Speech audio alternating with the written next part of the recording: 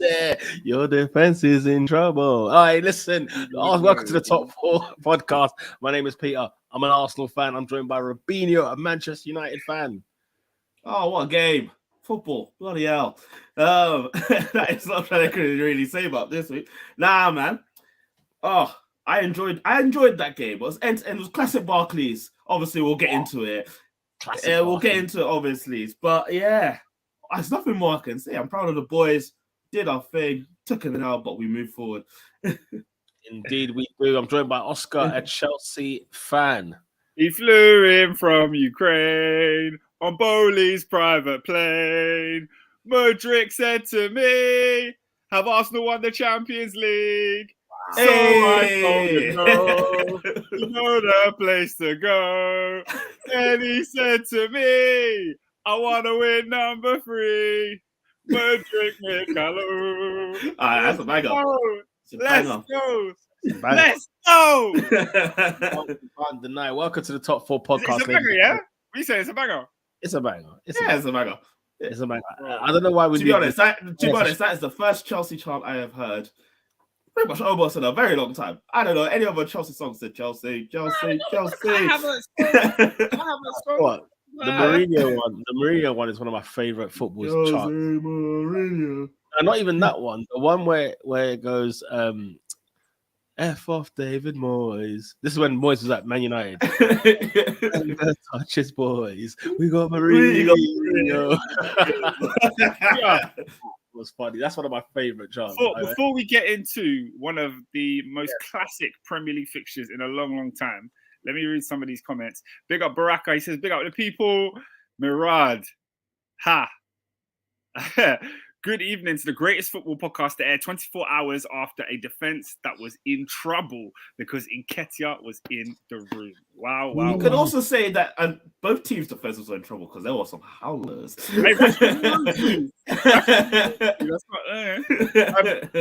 I'm top 4. C1 says, Oscar, hold that nepotism. Hold that nepotism. Never wins, man. Frank Lampard. Hold that, comma. You can't laugh at TUchel. You can't. No, as in he's saying, hold that, comma. Nepotism never wins, man.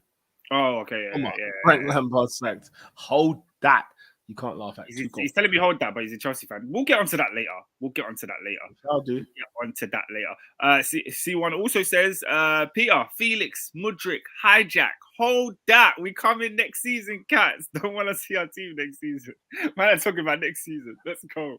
You have to, innit? If you're Chelsea, you may have to, man. You might have to. Up, Nathan in the building. He says, rest in piss, United. Rest in piss. Big up, die. Aside, he says, Setman's title charge lasted 4 days. That's a crazy one still. That's a crazy one. Endo also says, you're not a steady Eddie. He's a ready Eddie. Shout out to Martin Tyler for that part. Martin Tyler finally turned up yesterday. He finally arrived at the Premier League. This season he's been on a lazy. He hasn't really been there, isn't it? Yeah, man. Endo's congratulating you on the league. Peter. The question is there. We can get right into it now. The question is there. What did I say? I'm trying to remember. When Mirad had posed the question, I think I said something. I said a few fixtures that we needed to get through, and I'm wondering if this is one of them. I can't remember if this was one, like in terms of this cluster. Huh? It's got to be Tottenham United home and away, 6 points.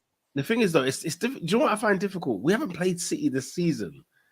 You know what I'm saying? We ain't played them. You Arsenal fans are making me sick. You're making me sick because you're not allowing yourself to get wrapped up in the beauty of football here. Like, come on. You're top of the league. You're flying. We are flying. We're flying. We're flying high, right? 50 points in the bag, yeah? Right? You know what I'm saying? 50 points in the bag. Only one team has failed to win the Premier League after 50 points where you are in this season. Only one. Was that Liverpool 2019? Liverpool. 18-19 season. That was grueling. That's absolutely grueling. They nearly doubled the points by the end of the season. Or if not, they even doubled the points. Look, if we imagine we could get to 100 points. I mean, listen, I'm dreaming. But look at the 4 fixtures. Were those the fixtures? Did I say that after these fixtures? Yeah. Yeah, you got three dubs. We got 3 dubs. We got 10 points out of that. Thing is, yeah, like I genuinely, Mirad, like I ain't gonna lie, I genuinely want to say hashtag Champions League. The only asterisk that it comes with is we've not touched Man City yet. That's the only problem. That's the only problem I have, because Man City, I think, at halftime against Tottenham Hotspur, remembered the title race on. And I think they got a rocket up the backside at halftime, and we saw City score 4 in one half, then go to Wolves, where we spoke, people were talking about a regressing Erling Haaland, right? And he gets a hat trick. Okay, so big up to everyone that captained him on the weekend. Look, it's Arsenal's league to lose. If we avoid, come on, check it. There's 3 Premier League games. So we got Everton away, we got Brentford at home, then we got Man City in the midweek, right? Those are our next 3 Premier League games. If we avoid defeat against Manchester City, champions elect, we'll go for it. We'll go with it. We'll run that. Now, presuming we beat Brentford and Everton, right? And what's this about? Us playing Everton again when they've sacked a manager again? Now, come on, something's fishy. Yeah, deep this. Yes. At the current state of play, you could lose both games to City and still be top. That's true. No, that is true. But I'm saying, let's say you lose both games to City. You win your game in hand. What? You're 8 points. You lose both games to City. That's 2 points. That's not where you want to be. Of course. They've only lost 1 game this season, so me saying lose 2, that's never where anyone wants to be. But what I'm saying is they have a nice little. You know, you sit on the sofa, you get a little cushion. What they've got the pillow that you get at the Hilton. You know what I mean? It's a big cushion. Small cushion. It's a small big cushion. Pete, 5 points clear with a game in hand. It's a cushion. Guess who our game in hand is against? Who's your game in hand against? To be fair, Everton at home. But City is one postponed game as well that we have. So City at home was postponed and Everton at home postponed. Nah, imagine I don't even get to face a Frank Lampard Everton this season. How can I be without it? Look what Endo said. Endo said 50 points out of 57. What more do you want? Arsenal fans won. Do you know what? I have Arsenal fans telling me they're not in the title race. Okay, now that's ridiculous. We can't go that far. Oh my goodness! What I will say is that when somebody said, "What more do you want?" Endo, I wish there was no Man City. Had this been United, Liverpool, Chelsea, I'd say, listen, guys, come catch us. But Man City are still Man City, and there's still a team that I fear. I fear them, man. He's saying Man City is still Man City, but Man City are losing, dropping points, let's say, in games that they shouldn't. And then there's contrast to this. Murad is here saying, Oscar, watch this space. City drop points away to Spurs on Sunday whilst we beat Everton away. I'll ask him the question then. But then you've got Nathan, who's on the other spectrum, who's like, as long as Pep is in this league, I'm never counting him out.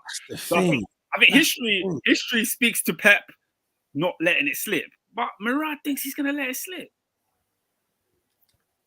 Look, it's tough, guys, man. It's 5 points. Do you know what I'm saying? Like, we can't even call it 8 points because it's not. We haven't played the game in hand yet. It's 5 points, and we still got to play City twice. Had we played City once already, right? Then I can be excited. But now I'm just enjoying the journey that is what you would call bouncy. It's listen, Arsenal are on fire. Let's talk about it because. It was a true classic. It was a true Premier League classic for both teams. Obviously, Manchester United on good form, had a point to prove. Erik ten Hag has built a team that is actually, they've got some steel about them. They've got some seriousness. They've built in good areas. Their defense looks solid. Their midfield looks far better. And then they've got Rashford on the form of his life. So it was always a tough game. Robin, what was your perspective going into the game with Arsenal on that form? And then how do you think you started? Well, I said last week, if Casemiro gets a yellow, I will get him pammed. What happened midweek? He gets a yellow. I was like, it's over. Even that game annoyed me because we had a penalty shout, but something was telling me that's just karma there. But anyways, when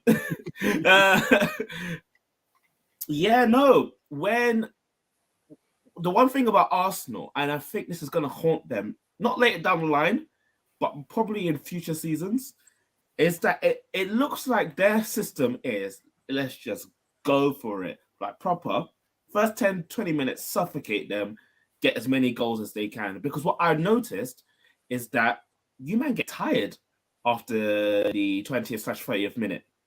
So if you can hold on, then you can get something there. And then Rashford just sent Party to the shops, and I could not believe it. And then got out of nowhere, I said, oh, okay, this is what's going to happen here. But it was early starts, so I wasn't too excited. Eddie Nketiah, also who has great form right now, just kept on getting those goals there. And I think for me, what really annoyed me is not that we didn't deserve to lose. I thought Arsenal overall deserved to win, especially in the second half. First half, 50-50 out, but I just really tired out. Is that the goals were preventable. Like, all of them were very, very preventable. And it was just first goal, Aaron Wan-Bissaka, just leave it on the side. Second goal, I can't remember what the second goal. Yeah, Bukayo Saka, fair enough. Yeah, it's not preventable, that one. Fair enough, yeah. But the third one, I'm like, come on, guys, just hold it out. Like, we're tired. Let's get the point. Let's get out of here.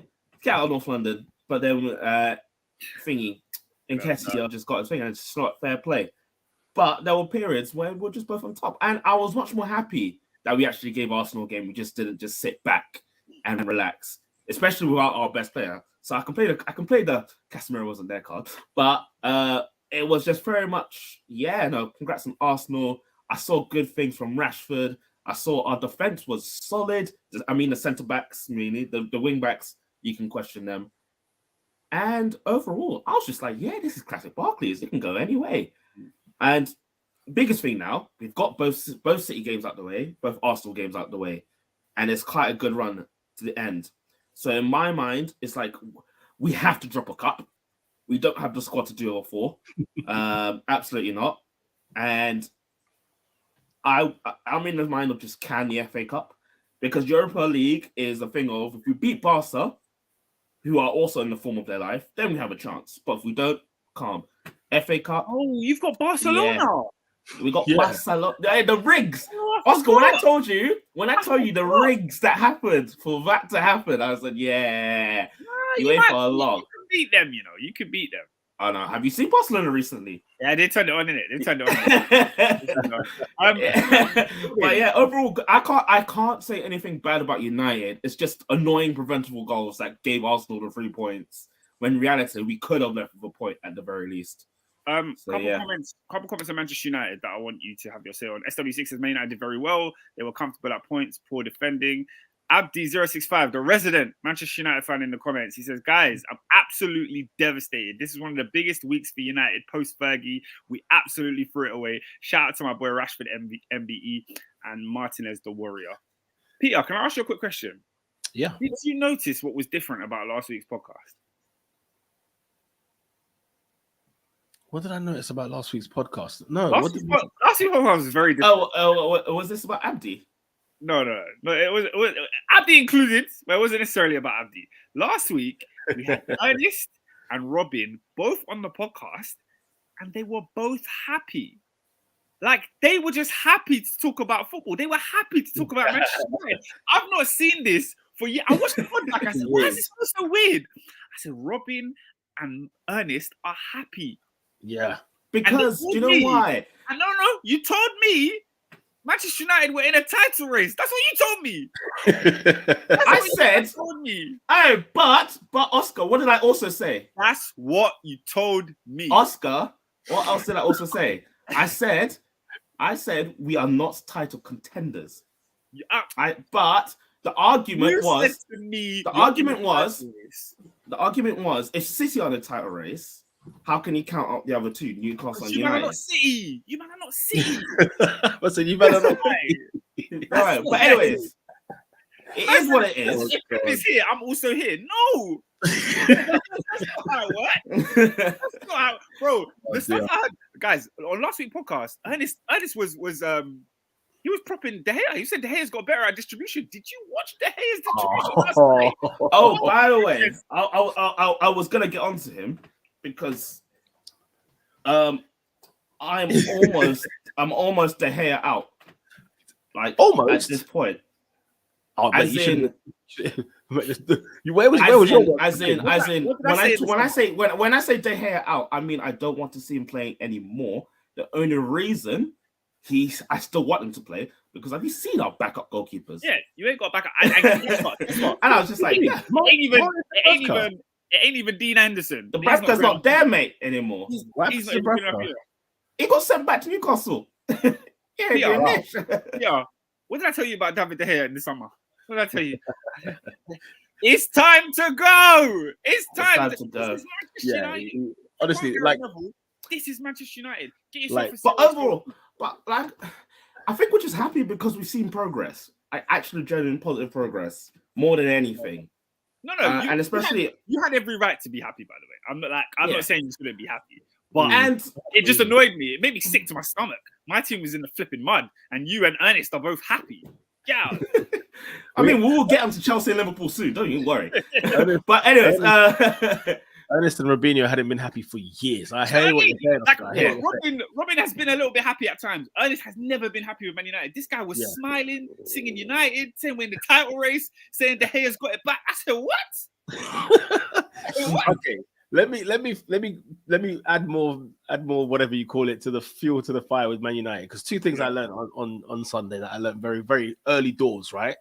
Where the team sheet come out and I said, because remember we spoke on the podcast last week and we said there's no way he's playing McTominay, there's no way, and he put McTominay instead of Fred, right?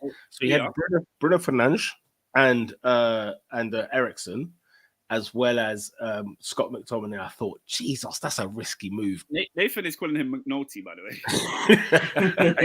Nathan Savage, bro. Seen the wire. That's hilarious. His 27 peak still. He got the Fergie and Jose cosigns. He's there forever. Now, listen, those are two strong cosigns. Let me tell you, everyone's playing. Everyone's playing them. Jose, right? Yeah, the Jose Mourinho award. You say that because it was the one that he invented. He invented it himself. I mean, he was forced to play McTominay that game because yesterday. Yeah. See, I disagree. When was the last time you seen Scott McTominay play? No, my point is, I think you should have played Fred. Like, I agree. Fred, I'm not a fan of by any stretch. However, he's definitely proven to be better than what you've had in recent years. And Fred is off the bench. He's not. You don't start Fred. Well, I tell you what, mate. I don't know if you saw Eriksen play, but I did. He reminded me of, dude, this is why you shouldn't be playing in the first place, because he was getting run around. Like he was tired. He was tired. He was so tired. But yeah, Oscar. Eriksen's one of those players where, you want him in the squad, but he shouldn't be starting every game.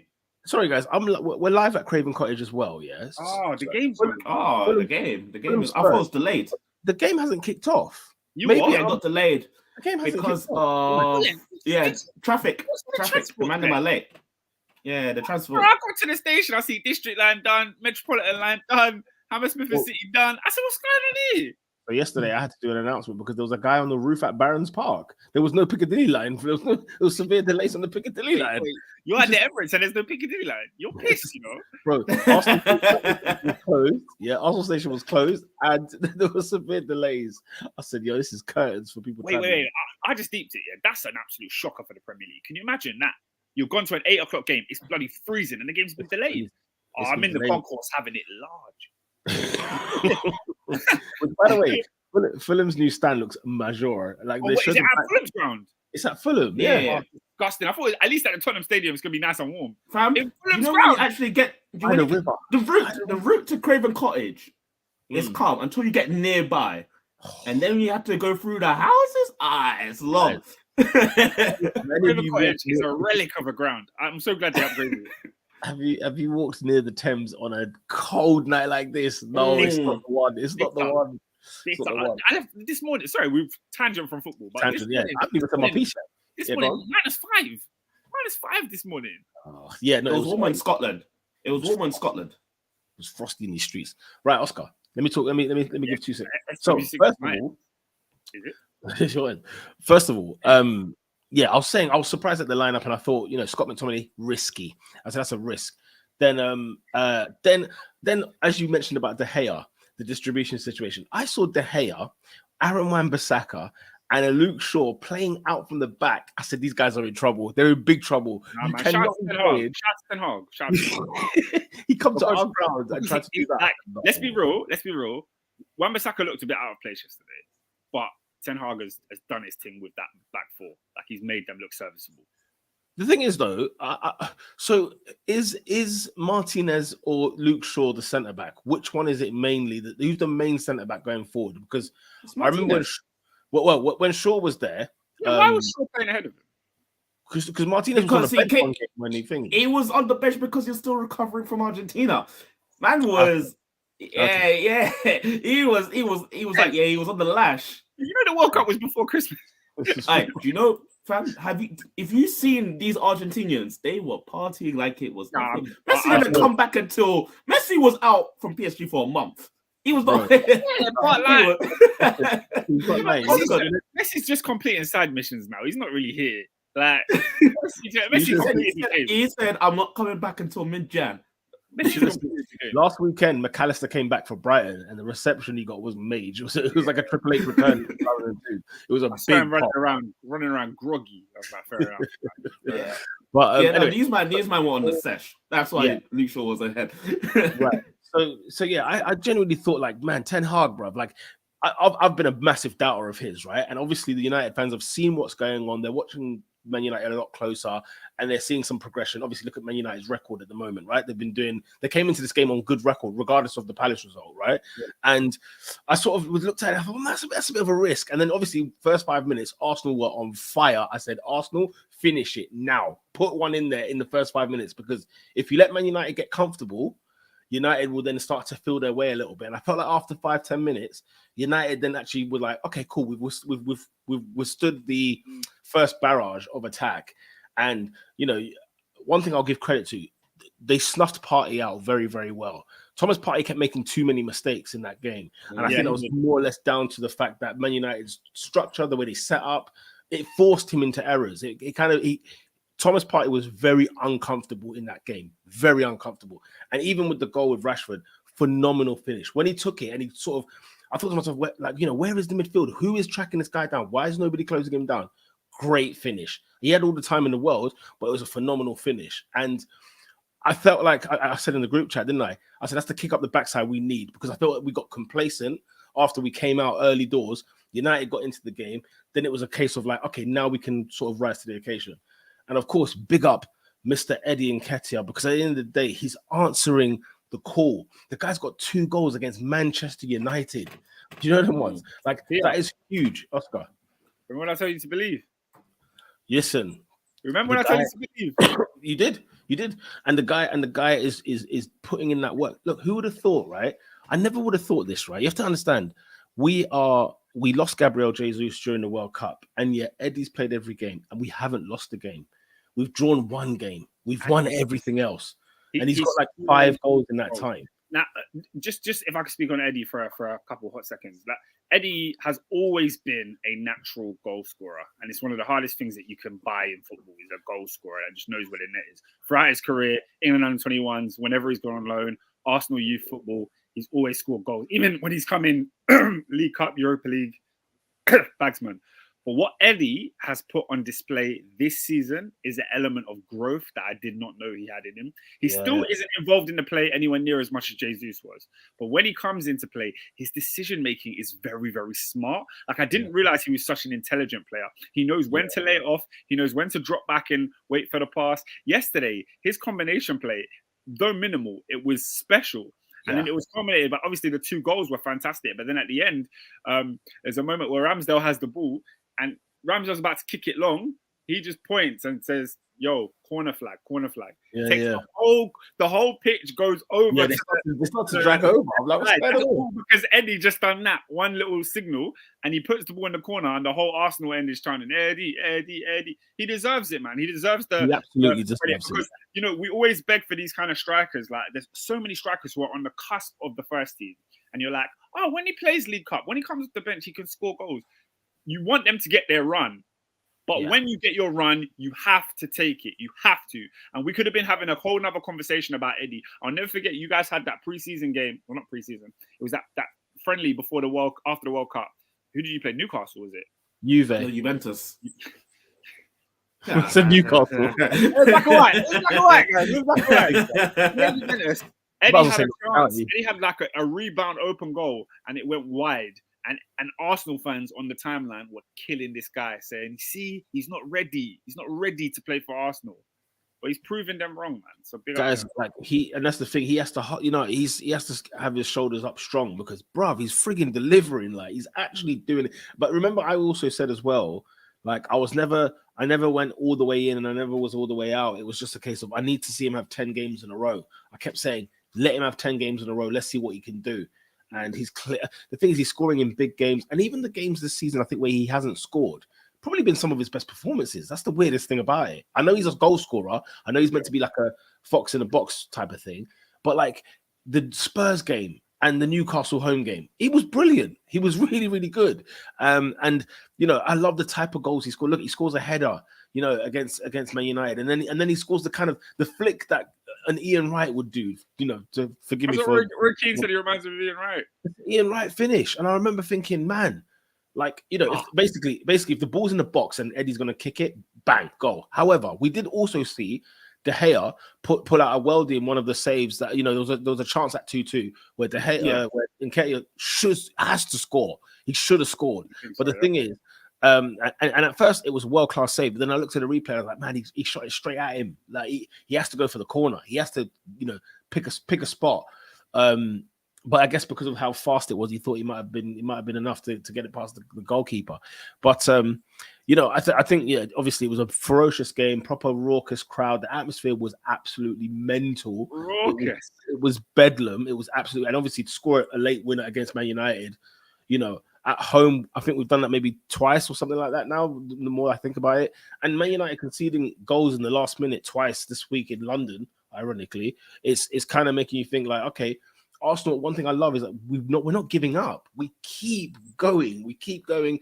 And as you said, we get tired, but we kind of regain some energy. When Leandro Trossard come on, I thought, oh, here we go. You know what I'm saying? Because Martinelli a little bit kind of got snuffed out as well.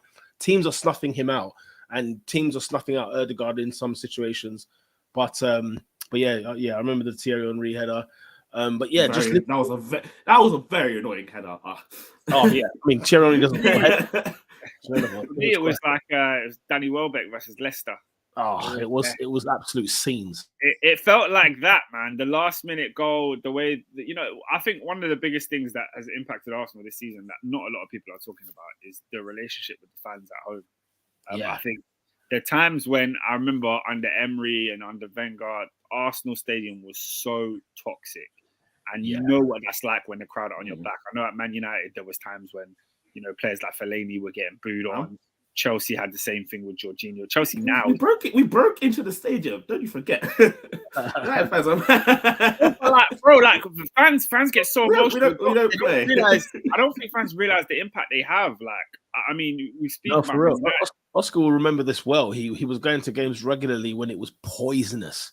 It was poisonous. Like, it was really bad. Towards the end of Wenger era, Emery era, it was just like, you're watching Red Star Belgrade in the Europa League. It was dire. 0-0. People would scream at these players, and it's happening. It's happening at Chelsea over the past couple of years, and obviously, I think it's happened in the past at Manchester United. Players are afraid to make mistakes. It's currently at Spurs now, I'd say.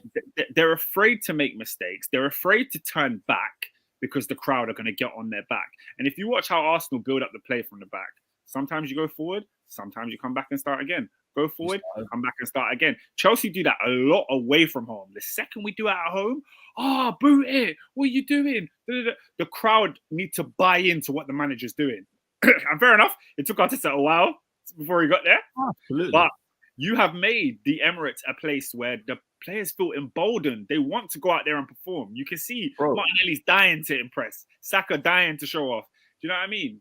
I think it was the Brighton at home last season is the last time we lost at home. And that's like going back maybe February, March last year. Like it goes back a while, and then even like drop points. I think we've had the draw to Newcastle. We dropped the points obviously at Brighton, and then I think it was Burnley or Brentford at the beginning of January last year, and City. Like there were not many defeats at home, which I think is an astonishing record that we do have. But yeah, no, it's credit to Mikel, because Mikel, one of his first things was, we need to get this atmosphere back to where it belongs, because. And he says where it belongs, like we've ever been like this. We've never been like this, in all honesty. Like, I don't remember a time, like even the Highbury days, they called it the Highbury Library, didn't they? Like, but we were winning leagues and they were still calling it that because we came for a show, you know what I'm saying? And we got on with it. We loved every single player, don't get me wrong, but it wasn't like when you go to Anfield, when you go to Old Trafford, on those kind of things. It was never like that. Big, go Stamford Bridge Nights. Big. Turn it in. That's what I'm saying. That's a legendary line from this podcast. Endo says the Emirates is scary. Thank God I don't have to see that ground until next season. Who knows? Honest. Who knows? We could meet each other in the Europa League. Who knows? SW6 says, oh no, Endo's a Liverpool fan. Nah, it's not happening. He'll still be in the Europa League next season. Emirates' first 20 minutes is a dark place. How about those last 20 minutes? Yeah, no, the thing is, the last 20 minutes, yes, but very importantly, the first 20 minutes, Oscar, because every team, name them, every team we've played, we've gone out there and given them war, 10 minutes, war. Yeah. And then if you can hold it, then you're within a chance of actually getting a result there. You know what I'm saying? Like, how can you be an Arsenal player at this current time, stepping out in the Emirates and not feeling motivated to give 110% for those fans when they're 100% behind you? Nathan says, the game showed me the fans believe is Fulham 2-1. When even Odegaard and Arteta said it, even though Saliba made a mistake, the fans started clapping, which made the team dig in. Last night, when Rashford smashed that banger, he goes in the corner, celebrates. What do I hear? I said, what? They're not lying down. You know when you hit Brock Lesnar with the chair and he's still moving. I was like, why are you moving, bro? Like, it's so funny because back in the day, we would be booing Rashford, like we'd be booing him out the building, and then telling you F off wherever. And don't get me wrong, there was a section of the crowd in that corner when he come over to the North Bank. I'm thinking, Rash, go back, you fed the kids. We respect you. Just go back to your Rashford. He's the leader of the new generation, my friend.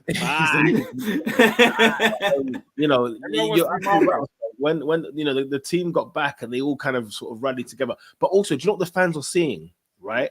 Because everybody's giving credit to the fans, and they should. But also, the fans are seeing the players, like they're all huddling together. They're getting back in each other's faces. They're sticking it on each other, making sure that they don't let this slip. Like, keep your clued on, get the game going again. We're gonna win this game if we believe. Blah blah. A lot of that stuff has definitely been the players as well, because they're giving the fans something to actually celebrate. Because last year, do you remember after? Was it the 5-0 City defeat last season? We'd lost the first 3 games, no goals, 0 points, right? And it was just like, yo, what do we do? Like, as an Arsenal fan base, what do you do? We've been battered and humiliated. We lost to Brentford at home, away. We lost to Chelsea at home. Then we lost to Man City. And then it was the international break, transfer window, and all that kind of thing. And you just think to yourself, what do you do? And I remember saying on the podcast, guys, if you're an Arsenal fan, strap in. Get that seatbelt ready, because we're in for a bumpy ride. And, who would have thunk it? We are here where we are now. But yeah, credit to Bukayo Saka as well. I think he got man of the match. Although I felt like Eddie deserved it, because, he should have got it. When I saw that Eddie was handing it to Bukayo on Sky Sports, I was like, what's going on here? Yeah, Bukayo said, half it. The only thing, the thing is, I think obviously whoever it was might have been G Neville who might have said had to give the man of the match before. Who gave man of the match? Neville gave it to Nketiah. Oh, so why did it go? I think the Premier League do a different one to Sky Sports. They do a different one to Sky Sports. Yeah, because Gary Neville gave it to Eddie Nketiah. But I thought Sky Sports before he scored. Gary Neville gave it to Nketiah before he scored. Okay. Because I thought Sky Sports, when they do the handing over the today's man of the match, it's on Sky. So I assumed it was Sky's award, not the Premier League one. It's not Sky branded. It says the Premier League on it. But I say the Premier League. Yeah. Okay. I've seen it happen. I've seen it happen a couple of times. There was one time, you're not gonna laugh. Hudson-Odoi won man of the match on Sky, and I was telling all the guys in my Chelsea group chat, I see he won man of the match. They were like, no, he didn't. And the Premier League man of the match was like Jorginho. I was like, what are you talking about? Oscar, why did you bring up his name if you don't think I was going to dig up what he's been getting up to lately? Oh, what have you been watching Bundesliga? I mean, when I say watching, You haven't been watching. Have you been? No, I didn't watch this weekend. It came back this weekend. I saw the Dortmund game. Listen, there's not much to see. He's had 10 games, no goals, no assists, and Bayer Leverkusen are sitting 15th in the league. So, make of that what you will. I think it's great that everyone said that now. I mean, first of all, the Bundesliga's been off since like November, right? Yeah. So now we want to talk about 10 games. It's like, okay, his last game was in November, and yesterday he came on for 20 minutes at the end of the game. They'd already scored 3 goals when he came on. Aye, they're 10 games in the season. They've got another 7 games to go before they're halfway.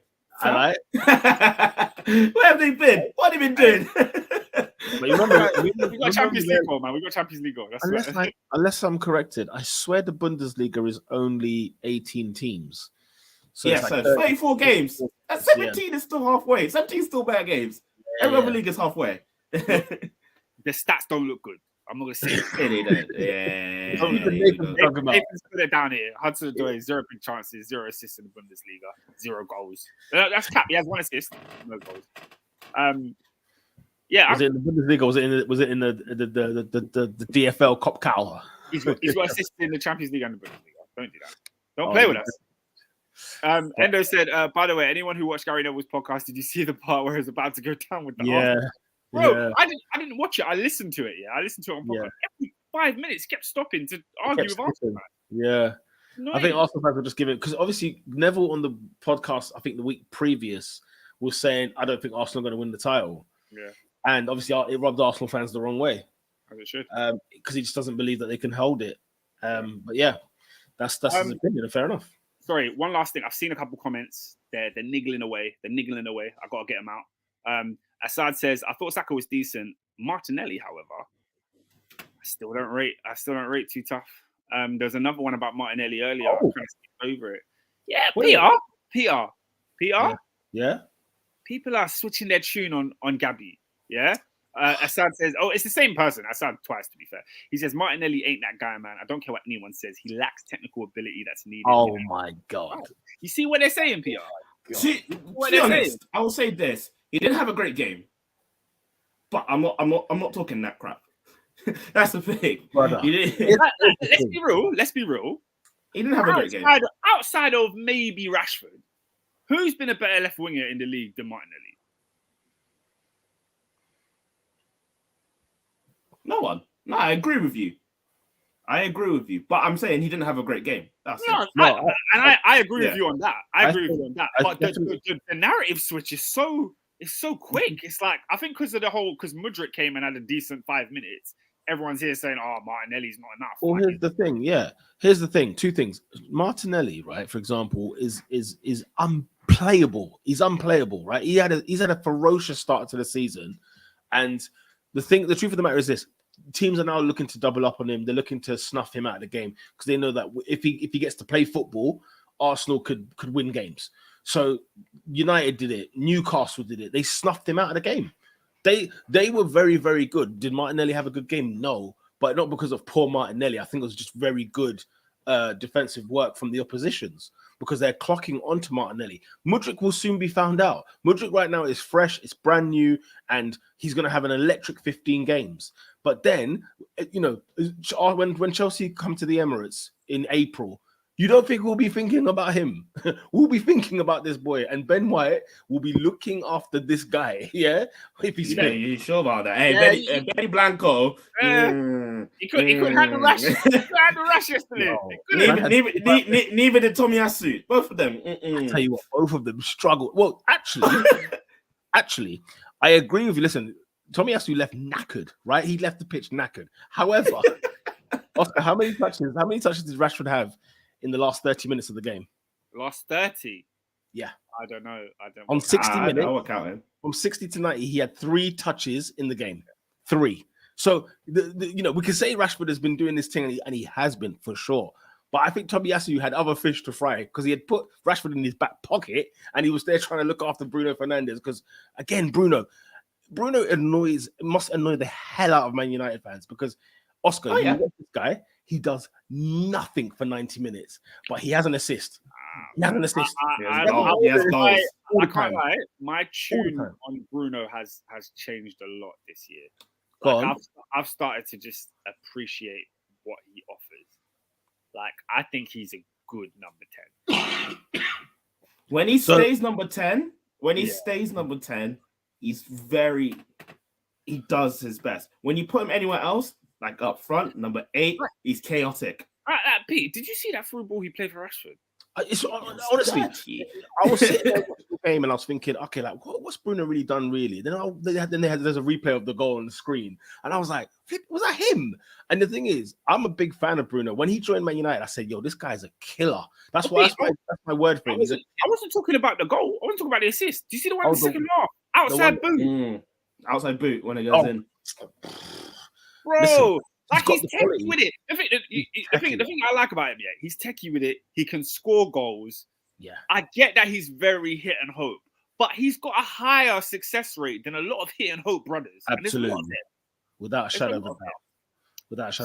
He's a terrific talent. He's a terrific talent. Provided, and the truth of the matter is this: Man United should be playing through him, in my opinion.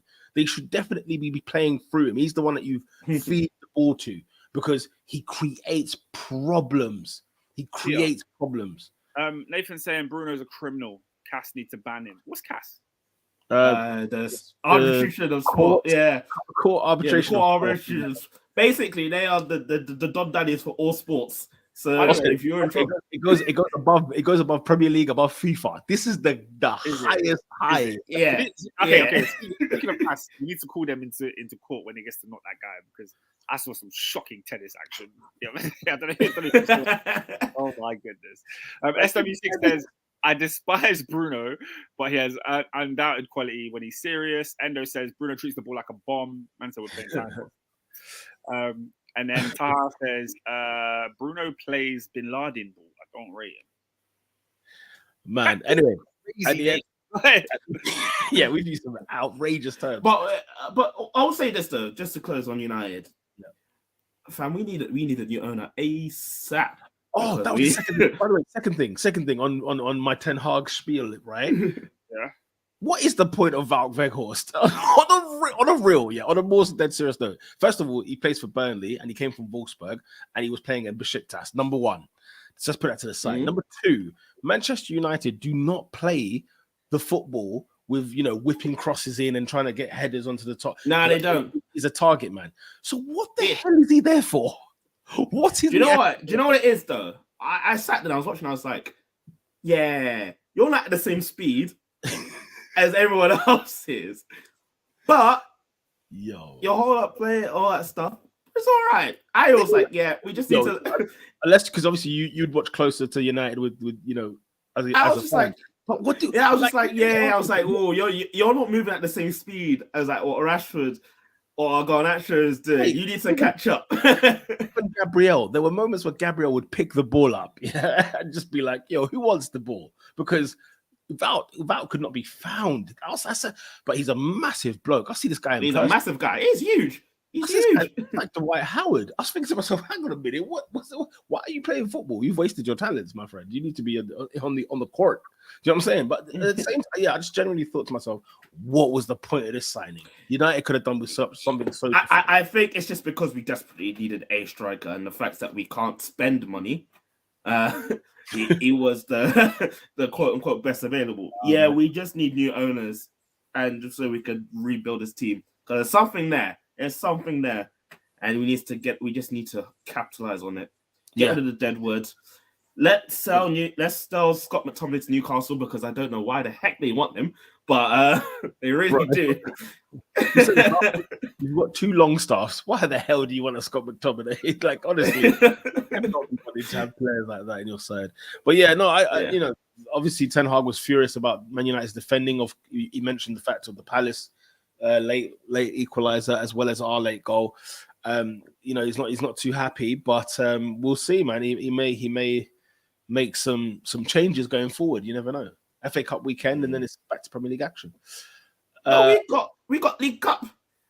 Oh, of course. Midweek. Man United Yeah, Man United now have 10 games in 30 days. We have a game every 3 days now. Yeah, do you know what? That's bro? what I'm saying. We You know what, need bro? to can. Something needs to be canned You're because we're gonna absolutely die. right. You're gonna die. The thing is, yeah. Well, you know, he's saying on average, basically, if you've got 10 in 30, then it's averaged through every 3 days. The thing is, you got a game for 2 weeks. We got a bye. we got a bye week. A bye week. We're just chilling. The thing is, yeah. United, unfortunately, if they're still in all comps, they will struggle in that Premier League because it requires your heart and soul in every match. Because you're playing Barcelona, or you're playing Nottingham Forest, or you're playing an FA. You got any FA Cup? Reading. Yeah, you'll be right. You can put them. You can. I need to see I need to see the kids. Reading, play them kids. Straight up. Robin. Yes. There's some comments that you need to address. Uh-oh. SW6, it says, please, the 100 million. Wait a second. Caesar Sense now comes in and says, SW, we need to arrest him. But he asked a very poignant question. Robin, are we bringing out the watch? Oh. Now, for those of you that are new here, Robin has a very, very serious watch. Yeah, it's got many dials, many gears, and it has called out some people that need to know the time is running out. Yeah, one of them, Timo Werner, early call, out the gate. Who's another victim? Oscar, Donny van der Beek, Grealish, Jack Grealish. Jack Grealish was Jadon Sancho. Made it on there. Yeah. Jadon Sancho. Who else is on there? Darwin Nunez is on there. Darwin Nunez. Yeah. Did Kai ever make that list? Did Havertz ever? Kai Havertz made the list as well. But guys, it's time. As it's become it's a new year in my life from tomorrow. It's a new era. Hey, I need to buy a present. So, guys, after yesterday, I said, "Raw." I said, "Raw." Really? And you know what? Yeah, I said the first half, not that bad at all. But as the second half went on, I said, "Okay, I need to sit down." You know when you need to sit down with someone and have a 1-to-1. I'm like, yeah, that's what he needs. So unfortunately, I have to buy another watch. It's on. I have to. Like even I can't be like, yeah, let's give him time. No, we bought 100 million, but he's not 100 million. Question: It's a stinker. I was looking at the training today, and I said, "Oh, Jadon Sancho's back." Oh, thank the heavens. As Caesar Senses in the first half, he was bad. No, the thing is, yeah, because no one talks about this transfer, yeah. Oscar. I wrong. In the GC earlier, I said the fact that he was 100 million is scary. It's crazy. And the thing is, it's you know, clubs like Dortmund, they know how to fleece. Brighton, they know how to fleece, right? They know how to fleece. They got this guy out of Ajax. You could spend 10 million, you get a player out of Ajax, okay? How much did you pay for Lisandro Martinez? 55 million. Calm. 55. They got a World Cup. Okay, an international, an Argentinian international. A World Cup winner. Yeah, not at the time. Take that away from him. He is a World Cup winner. It's just at the time. I'm not going to go out there and cheat. Oh, man, United got a World Cup winner. You changed your tone halfway through us, and you say it is. Not in disrespect. Not in disrespect at all. So we got fleeced. I agree. Think of Ten Hag signings. So we have Wout Weghorst. Okay, we've got Anthony. Those are two bad signings. Let's just call it what it is. But obviously, Malacia came in and he's made an impact. Lisandro Martinez is probably one of your best centre halves going at the moment. How he scores a header in the penalty area at the Emirates. Your keeper had a howler. The guy's got a bandage. He's got a bandage on his head. Yeah, a bandage on his head. He's risking his life. He's risking his life. Listen. Referees this week. Referees piss me off. Why? There was a penalty in this game. There was a penalty in Crystal Palace. The Arsenal game. Yes, Scott McTominay. What Scott McTominay? He got fouled early. It was a VR check everything. I said, really? No pen? I can't remember it, bro. It's gone out of my mind. Oh, no, not Scott Sunday. I'm thinking the Crystal Palace game. Bruno Fernandes, when he got fouled earlier. I said, that's a pen right there. And I was like, Taylor could smell the diving. It came out of Anthony. It came out of Bruno. He was not having none of it. Taylor said, no. But yeah, the fact that, what you call it, Malacia got elbowed in the face and was doing the meme. He was out cold. What else did we have? We also had, Martinez has a bandage and got elbowed in the face. He's not sent off. What is this? Yeah. Fun facts, by the way, that I thought that was very interesting. I was like, Did you know that Arsenal and Manchester United have been given the least amount of penalties in the Premier League this season? They've only had one pen. Interesting. Very interesting. Very interesting. But yeah. I'll tell you what I am proud of. No red cards this season. Come on, Arsenal. Hey, we know that Xhaka Red is coming, man. Give me that. Hey, it is coming. It's coming. Save that, yeah. Let's just save that for it when it don't matter. Nathan said, "Tell Bruno and Anthony to hit the weight room." Ernest is saying, "Crazy that Ajax don't want to sell when God gives you messages." Them ones. Taha says that one there was money laundering. 100 million Great British pounds on a fidget spinner. Insane. Flipping insane. Yeah. So right now, I bought the watch. I have bought the watch, Nancy. That I was like, Doesn't mean I want him out. I'm just like, you need to improve in the next 6 months. Otherwise, you need to step up.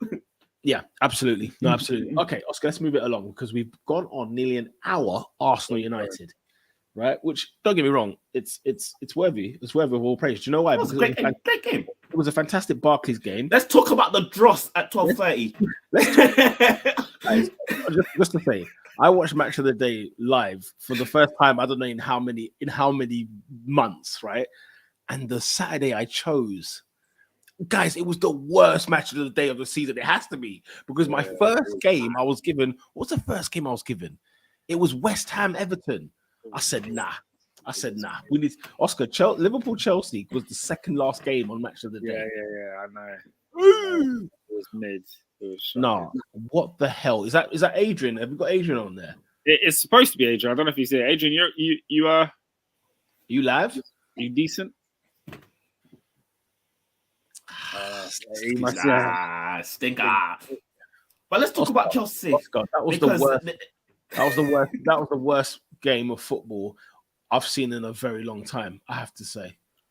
Maybe it's because I'm a Chelsea fan. I don't share the same opinion. Like I actually enjoyed the game. I thought it was a great little battle between two teams. I think the quality was poor, but it was like a mid-table game. Do you know what I mean? Like I thought it was quite poised, didn't it? You didn't know who was going to win. You didn't. It could have gone either way. That game. It could have gone either way. Thing is, basically, Bournemouth played Nottingham Forest. It was a 1-1 draw. It felt similar. Yeah, it felt very similar. Because I think those games came on back to back. No, those games came on back to back. Oscar, have you ever watched Bournemouth? Huh? When I watched Bournemouth, I tell you, if you ever play bingo, if you ever play football bingo for a Bournemouth game, just know Kiefer Moore will miss a sitter. That is one of the bingo. Someone light skin will score, something like that. Someone light skin will score. Anyway, Oscar, talk to us. AD, I mean, what the flip? That's 90 minutes I'm never getting back. Yeah, like the lack of quality in both teams was on evidence just by the lineups. Like you saw the team. I don't know who Liverpool were playing in central midfield. Yeah, I don't know what my man's name is. Yeah, but you had flipping David Bianic in the middle of the park. Yeah, Bianic. I don't know what my man's name was. Adrian, you can tell us. Yeah, but you had a Chelsea squad that had your front three's got Mason Mount and Kai Havertz, and you got Lewis. Conor Gallagher. My goodness, Oscar, why have you not ruined him? Why have you ruined him? We ruined him. He was a belter at Palace last season. In the summer, I was telling Chelsea fans, take 40 million and run. Run. There's nothing we can do with Conor Gallagher. Conor Gallagher has assets that can benefit a Premier League team. It ain't us, and it ain't any team in the top six. Look, Peter. Yo, Conor Gallagher was getting like 14 passes a game at Palace. But it was literally playing like Thomas Tuchel, who just running box to box. The stuff I've heard about Conor Gallagher in the past 3 weeks on Chelsea. They told me Conor Gallagher's second touch is a tackle. Yeah, they told me think about that. They told me every time Conor Gallagher is always chasing the ball, even when he has it. He's always trying to win it. When he has possession, he's trying to win the ball. Think about that. Yeah. Wait, have you been off before? Yes, he got sent off against Leicester. He got sent off. Did you say when he has the ball, he's trying to win the ball? He's trying to win the ball when he has the ball. It's comical. It is comical, that Chelsea team. But do you know what? I can't even be too mad because I feel like in the game we did turn up. Like we did put up a fight. It's just in front of goal we were absolutely shocking. Mason Mount was dreadful, absolutely dreadful. One of his worst performances in a Chelsea shirt. And I don't know if you guys have seen this, but it sparked a whole Twitter debate about him because he is not, his contract talks have stalled. Like Mason Mount's contract is coming up in 2 years. And he's got 2 years left basically. And he hasn't signed a new deal. And there's a big controversy about whether he's worth a 200k a week contract. And obviously from his perspective, 100% I'm worth 200k. Why wouldn't he be? But then from the fans' perspective and from the club's perspective, it seems they're not willing to give him either that kind of time on the deal or that kind of money. So the whole Mason Mount debate is in the air. But going back to the other game, to the actual game, I think we knew what to expect from Chelsea. We knew we weren't going to be potent in front of goal. We had to hope we got something from a corner. And we did, and it was ruled out for offside. Did you guys see this offside? Oh, yeah, I saw the offside. It was smelly. I saw it. It was smelly. Yeah. Like I looked at it and it was offside. I've gone back and done my research. It was offside. Kai Havertz's foot was ahead of the ball when Thiago Silva kicked it. Oh, was it? Yeah. Like, come on. He has 1 foot in front and 1 foot behind. So it is offside, but it's just a bit rubbish. SW6 says Oscar Gallagher isn't Chelsea level, but do you know what was scary? He played better than Mount. Yeah, Mount was really, really poor. Interestingly, though, when he got subbed, the crowd, the Chelsea end were singing his name. I thought it was interesting. What? Listen, the Chelsea crowd sang many things that game. Do you know who Mason Mount is? I'll tell you what, it was a political warfare between Chelsea and Liverpool. I forgot there's that connotation. I thought that's what was hovering over the underlying, rivalry. Do you know what? Yeah, the Chelsea fans that gave Liverpool everything under the sun. You got the murderers chant. You got the, That's disgusting, by the way. It's horrible. No, but do you know what I find horrible? They did that. They did the always the victim, never your fault. Bin nippers, everything. They were giving. They sang the national anthem. But there's nothing wrong with it. That's actually the tamest chant that was sung. That's the tamest chant that was sung. But I know, but I was just like, what is happening here? Why are we singing here? They sang always the victim. It's never your fault. Are you serious? It's a disgraceful organization. Wait, we're disgraceful. Well, the point I was going to make is that they went on the tannoy in Anfield and told Liverpool fans to stop chanting homophobic chants. Did you hear this? So Chelsea was chanting about Hillsborough and no one said nothing. But 2-2 Chelsea rent boy chants, and they said, "Nah, we can't have that." Can you believe that? Listen, bro. Maybe I'm slow in it. I did not know that the Rent Boys chant was a homophobic slur. I had no idea. Yeah, you say it all the time. What is you don't want to know. You better not Google that. Use your imagination. The police are at your front door. I'm a Google incognito, boy. There's no chance I'm checking out on any account. Brother, you need a flipping firewall. What's that thing called? A VPN. You need to take a box of regions. That's how I need to go on NordVPN. Awesome, bro. I had the national anthem on TV and my brain was moving discombobulated. Look, these Liverpool fans, yeah, they want to tell you that they're Scouse and not English, yeah? They're Scouse before English, yeah? So when the national anthem happened at the FA Cup final, these men were booing the anthem. They were booing the anthem. Yo, they haven't let it go, have they? They haven't let Sancho go. They can't let it go. crazy. Oh, do you remember what these lot were doing when the Queen passed? What did they do? These Liverpool man, they didn't let it lie. Oh God, there was another club I think in Scotland. I don't know if it was Rangers. I don't know if Rangers are like pro. No, what Rangers are pro. Rangers are pro. So it might have been somebody. Yes. Hey, these bad, yeah. Assad says, third successive season where Chelsea have gone to Anfield and tactically outdone Liverpool. 2 Yawn.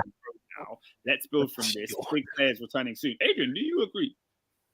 First of all, that game was. I remember there's a famous Harry Redknapp quote from a few years ago when he said that was a game of two rubbish teams playing a game of football. That's exactly what that was. It felt like a Carabao Cup game. It was diabolical.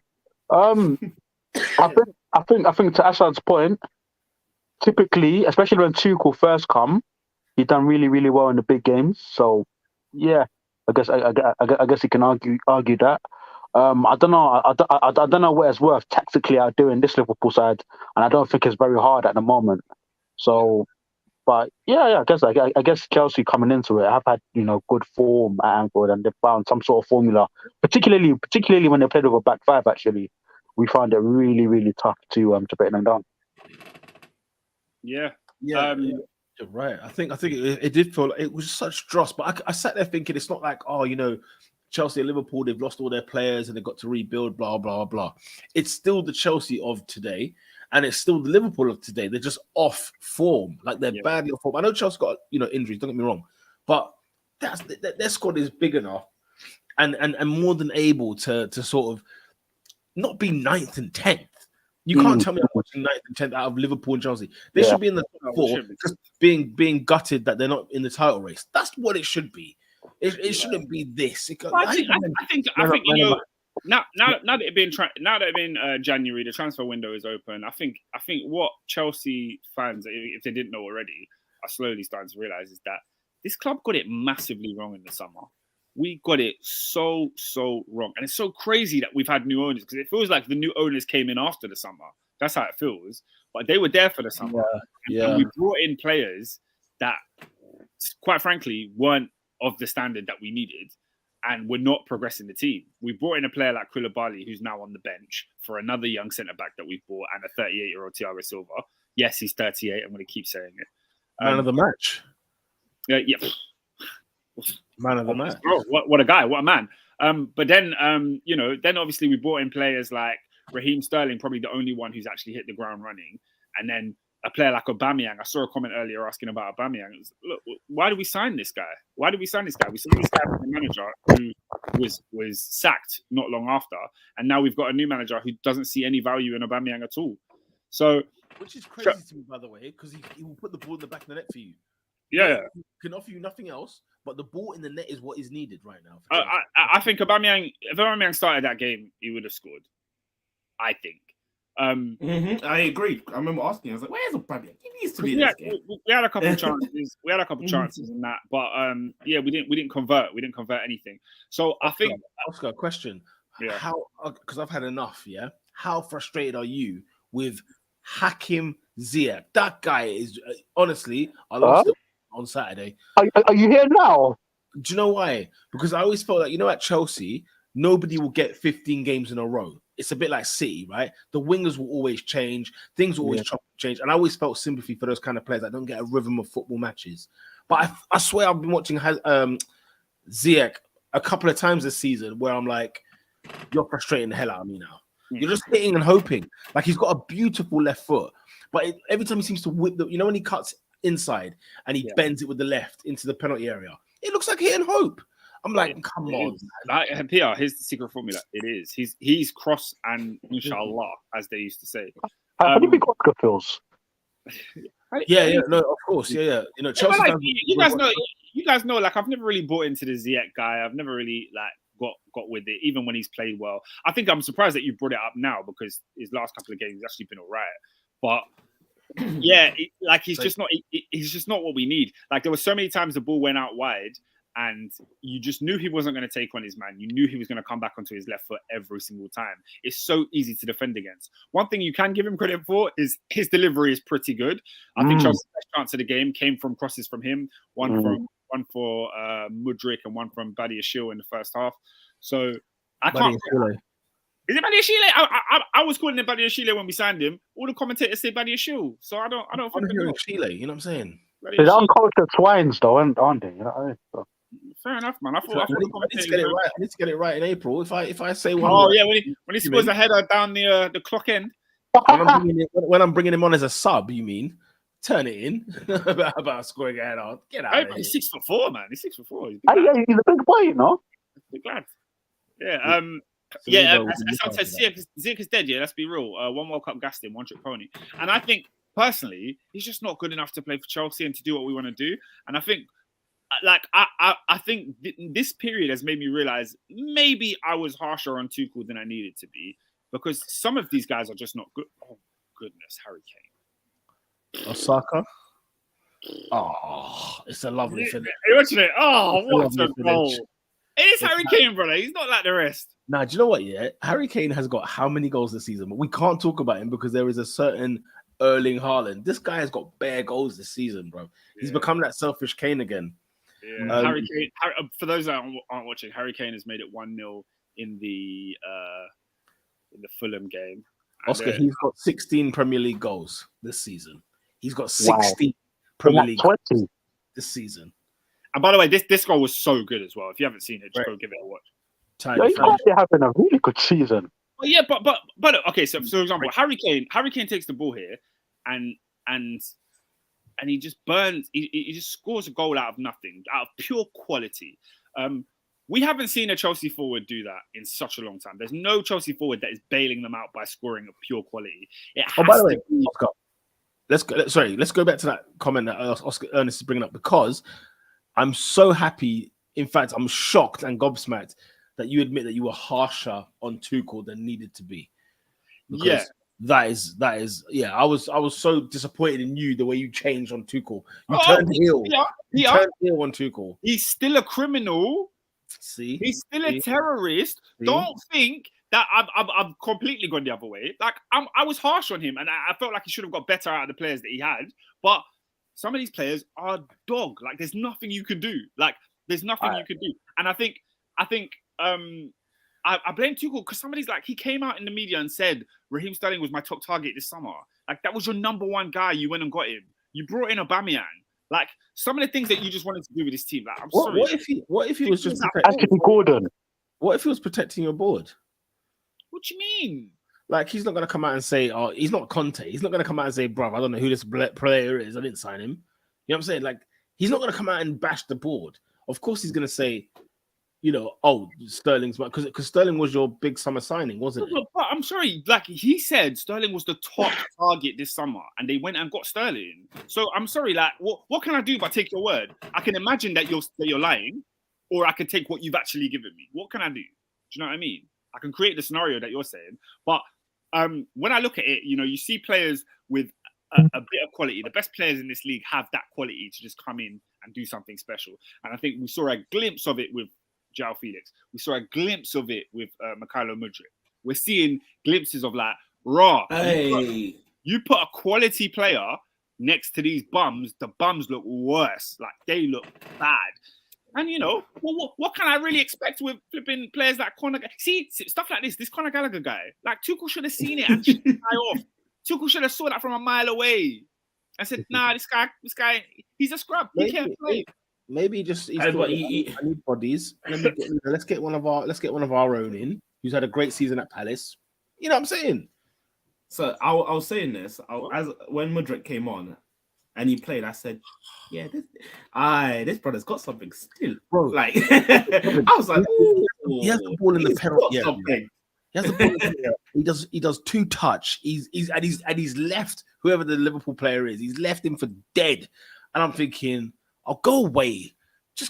Go away. Just piss off." Like, why is this happening? Why is this happening to me? I saw João Felix do the dirt at Fulham, and then I've seen Mudryk coming into Liverpool's penalty area and act like he's been here all season. No, you know? No, bro. He left Milner for dead, quite literally. Yeah. Look, SW6 says first time seeing Mudryk play, you might have signed. I felt the same way. In a young half an hour, I say, yo, this kid, he's got something. He's got something. Like he's got he's made he makes you, what's the word? He's got a fear factor. He makes the defenders afraid. There's one moment in the game where Chelsea have the ball and Liverpool defenders are just set up normally. And then I think it's Chukwuemeka passes to Mudryk and all the Liverpool defenders get up and they're like, oh snap, we got to defend now. There ain't no bums on the ball. This is a real player here. We got to defend. So the action, like, he's a scary guy. He is. AD, was you going to say something? About Mudryk? No, you would look like you were just about to talk. Not really, but I feel Mudryk, he just got that it factor, right? He looks like a baller. He's got that aura, like you're expecting. Whenever he gets the ball, you think something's going to happen. Yeah. And he's got that Alexis Sanchez about him. That's one thing I love about it. He gets that ball.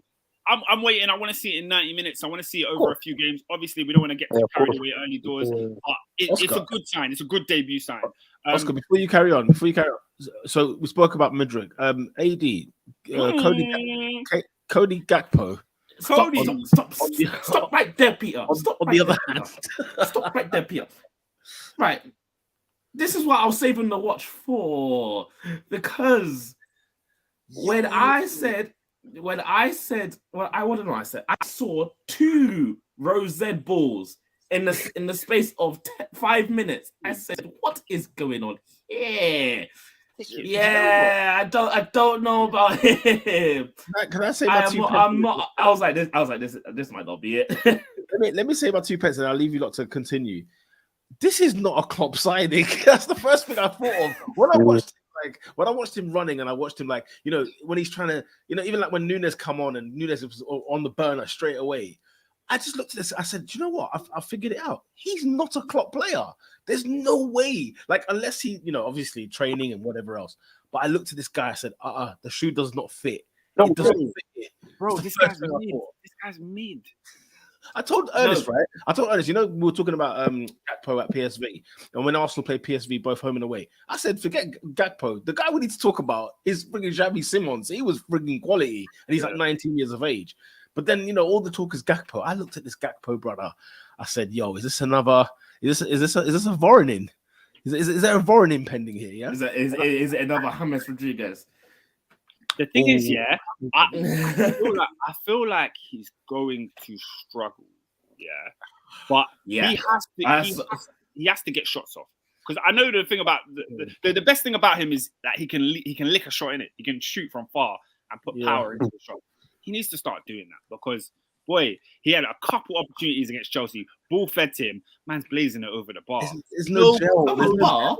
There's no oil. Over the cup end. Over the cup end. Composure. Quite literally, that ball went far. New standard they built that crane, boy. You know what I'm saying? That ball is there. Nathan says people forget Klopp at first wanted Julian Brandt and Mario Götze, but Michael Edwards convinced him to get Mane and Salah. So they're saying that Klopp's talent ID is a bit That's what they're saying. No, we can't be questioning his talent ID. Although that's a fact though. It's true what he said. Naby Keita is a stick I will beat him forever with. I tell you that right now. When I talk about Wakpo, I heard this name and I started dying. I said, I have to use it from now on. Wakpo's hilarious, man. Wakpo's hilarious. Oh, man. And the thing is, he's a black brother. We need to back him, bro. I want to hear Adrian. What is your thoughts on Cody Gakpo? I'm concerned. I'm concerned. I think, like you see how Nunez hasn't necessarily hit the ground running, but as Peter said, I've seen bits of his play. I'm like, you know what, that's a Klopp guy. He's gonna get it right. I think, you know what, from the World Cup, the thing that struck me about Cody Gakpo, he's a lot slower than he looks in his highlight. Like he ain't really necessarily got that explosive pace.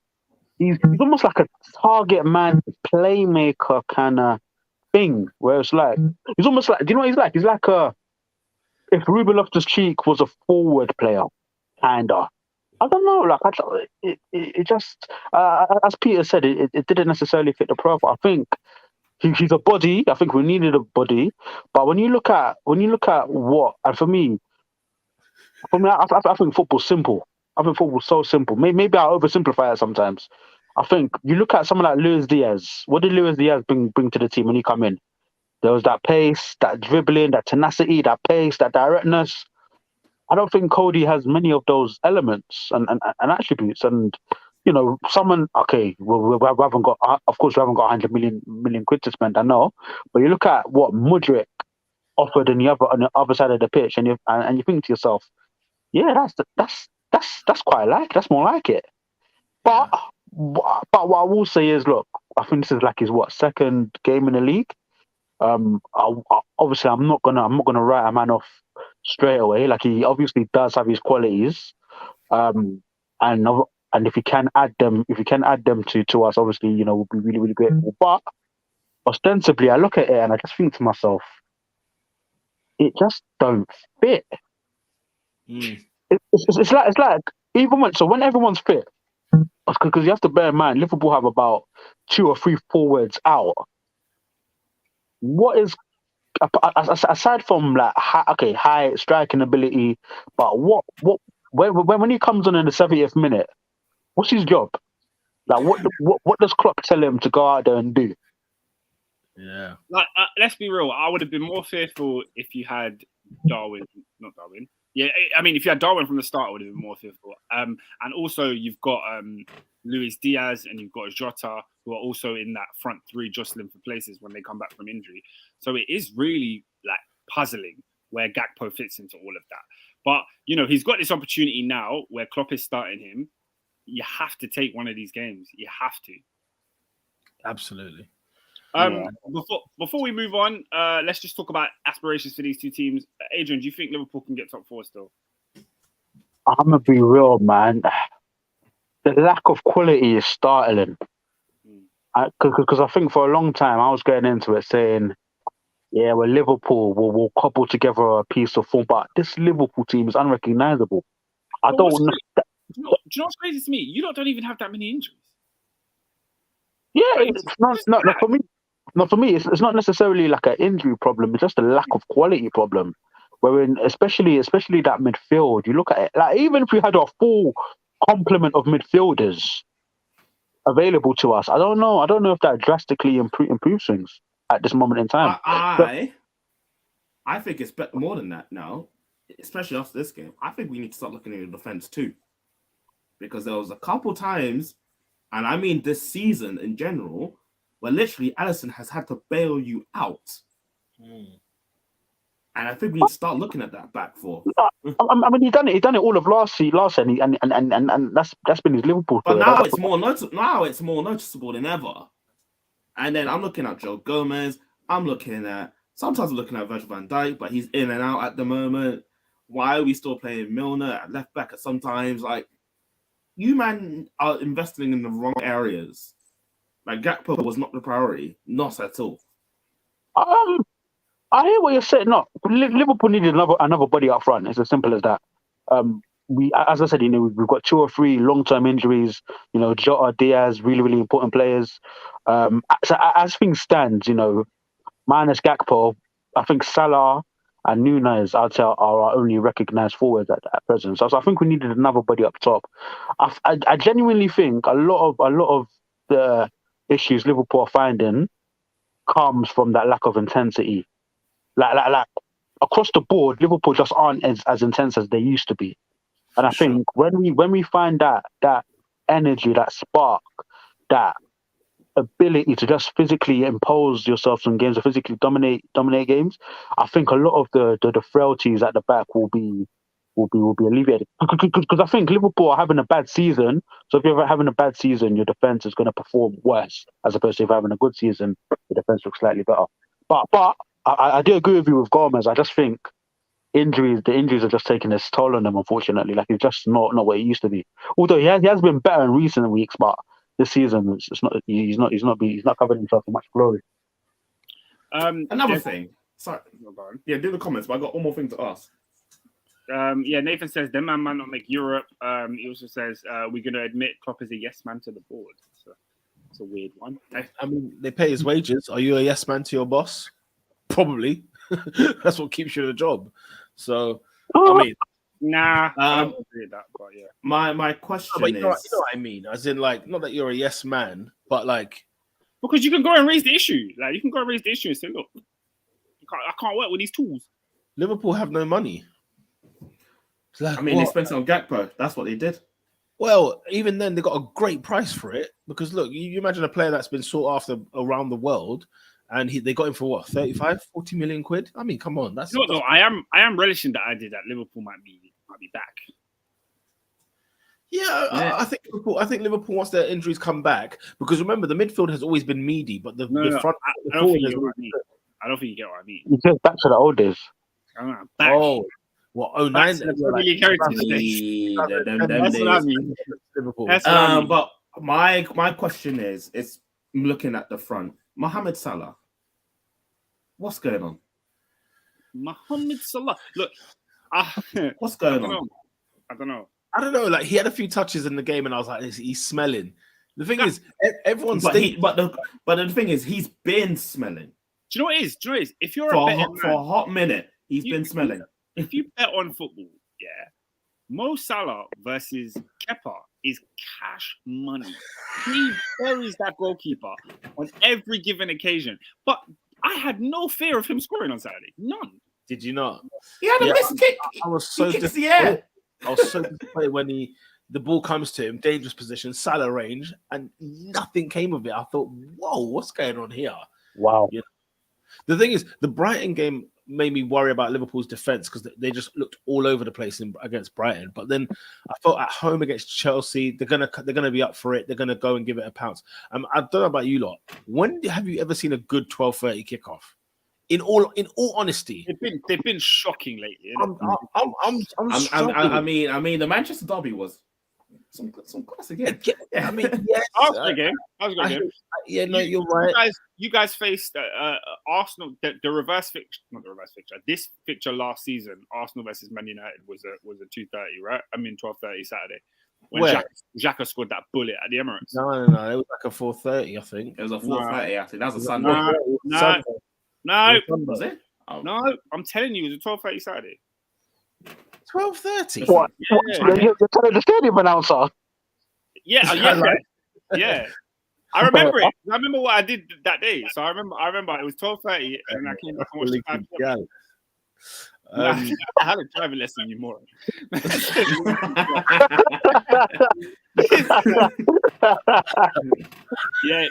the man them say, it was a 12:30. Yeah, last season the Emirates was a 12:30. United would have looked at Ronaldo dropped to Blasic after Yeah, of course. Yeah.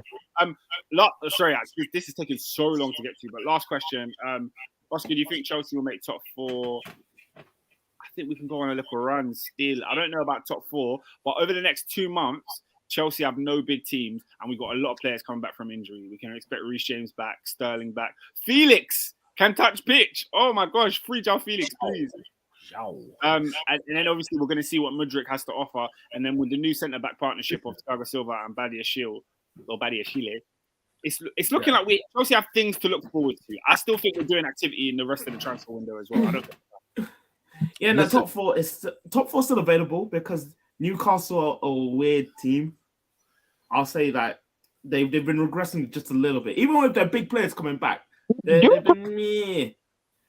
Do you know what? Yeah, like guys, so I don't think it's not closed. As impressive as Newcastle have been this season, right? And they have been. We've got to give them their flowers, give them their props. You cannot finish behind Newcastle United at the end of the season. Like, if Liverpool or Chelsea lose out to Newcastle in the top 4, questions have to be asked. Questions. At the moment, even though Tottenham have them in hand, they're 3 points behind. Right now, if they win the game. And that's the thing, man. I mean, I don't know. Anyway, Newcastle need to be dispatched, man. They need to be dispatched. Like, they're not ready. Like, they're not premature. They're not ready for top 4. They've had no artist development, but they want to get a top 10 hit. It's like, come on, man. Like, just sometimes that one hit wonder. Sometimes you go into the studio and it works. You're not ready for the follow-up of the fame. You ain't ready. You ain't performed on big stage. Oscar, every now and again. It's that Aaron Carter when he sang "I Want Candy," but sometimes it just slaps. Sometimes it just makes it happen. R.I.P. Aaron Carter, but you know what I mean. It's madness, bro. You know, this is why I'm hot. It comes up every now and again, and this is why you should. You know, it happens. But anyway, Newcastle are unbeaten in 15. Conceded 1 goal since October. But it's not a normal October, though, is it? Endo said Newcastle don't worry. Why have we just regarded that October? Okay. We're in a 6-week World Cup. That was a World Cup. That was a full-on World Cup. Let's be. It's not really October, is it? Hey, Endo said Newcastle don't worry me, brother. You need to worry about Brighton, Fulham, and them man. Worry about Newcastle. Fantastic. Football's a funny game. I don't know. I love football. Listen, I don't know if you're watching the scenes at Craven Cottage, but what's going on here? Paul Tierney's, whatever it is, the little thing they got on the arm. Yeah, he's had to fix it again. He fixed it in the first half, and he's fixing it again in the second half.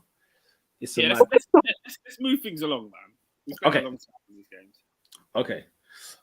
Let's see. In break, Spurs game is on. We can briefly talk on this and touch this because it has to be done, guys. 2 things. Harry Kane saying that is, well, not saying verbatim, but from David Ornstein, where he said, Kane's number 1 priority is to win trophies with Tottenham. Tottenham. He's a joker. He's a loser.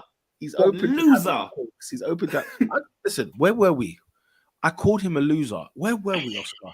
It's like, where did I call him a loser? Peter, you paid him for a game. His own career. It was the World Cup. When he was begging for Finger to stay, I said, no, you're a loser. No, guys, it was me and AD's birthday. We had a big debate. And I remember Shayon, we got Shayon. He said we were harsh. I said, no, you have to call the facts what they are. He's a loser. He's an absolute loser. If he's open to having talks with Tottenham Hotspur, guys, talk to me. He just wants to get Shearer's record. That's what that is. That's what that is. What is there to talk about? Do you know what? Yeah, he must be, because the fact is, yeah. Do you know who's a Spurs legend? Gareth Bale. Oh yeah, Gareth Bale came, banged for like 3 seasons, and dipped, and he can come back to Spurs any day he wants, get that standing ovation. Yeah, and so, he did. I mean, I swear he did, and he got that standing ovation. So Harry Kane won the Champions League the next season. What are you playing for? Because you know damn well when you retire, they ain't building you no statue. They can't build a statue for a man that ain't win nothing. They can't. No, they have to still. Now Harry Kane deserves a statue. They can't build a statue for a man that's not won nothing. No, they have to. That's crazy. They won the league since 1961. No. I saw Alan Shearer got a statue outside Newcastle. Yeah, he's won the league. He's won the league. He's won the league. He's a true Geordie though, isn't he? United. If anything, Shearer turned down the league so he could stay with Newcastle. So Alex had a league table for him on the table. So come and pick it up. He literally said, "Come here," and he said no. Oh my God! That's the Spurs legend. Same with Jermaine Genius, Franchard, Kyle Norton. These names. Oh, I love that. There's some. Can we not talk about Spurs? Like they make me sick. But Oscar, and in other news as well, Antonio Conte is not going to renew his contract at Tottenham Hotspur. Nope. Guys, where's my apology? Where is my apology? I'm waiting. You said, hold on, stop it. You said he wouldn't make the end of the season. Wait, did you say he would make the end of the year? I said he wouldn't make the year. Yeah, I said he wouldn't make the year. Yeah. But I also said he is definitely not renewing that contract. There's a reason he went for 18 months. That was not rocket science.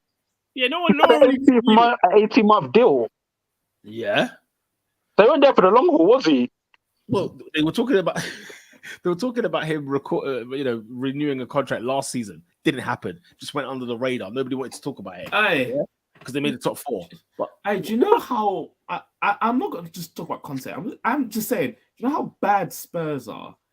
Like it will lead into not that my guy, but they're now involved in criminal activity because of some of their board members, and we'll talk about that later when we get to not that guy. Peter, we need to go to Italy.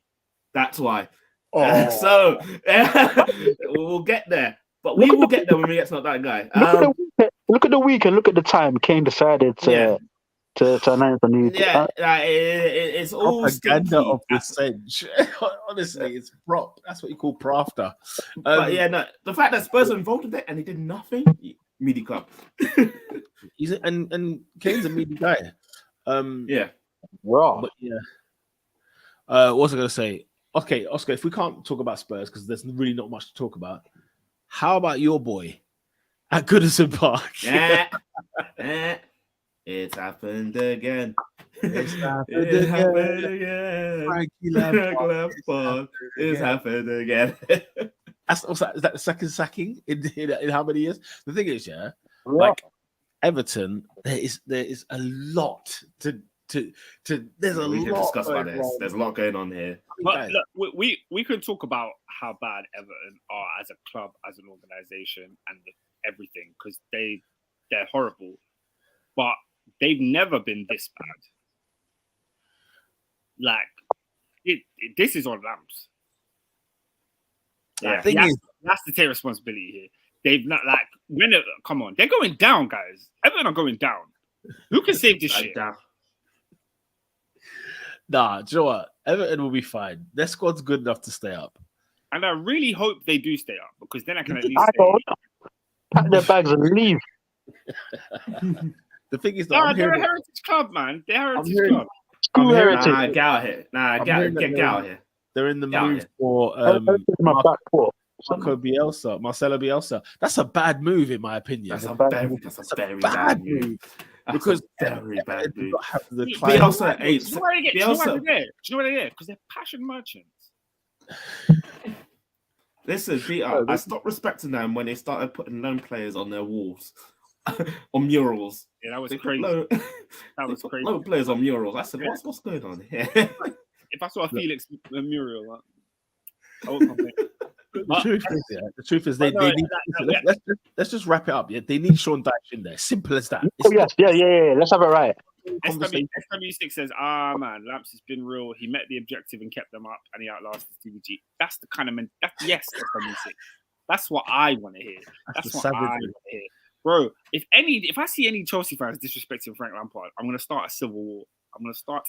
Did you man see the video of him at the top at the London Stadium when he's talking to them? With the Everton fans, he was shook. I think he'd just been sacked. You know? I think he knew because he had just been sacked because the guy looked like he was gonna cry. He was welling. It looks like a nut sting.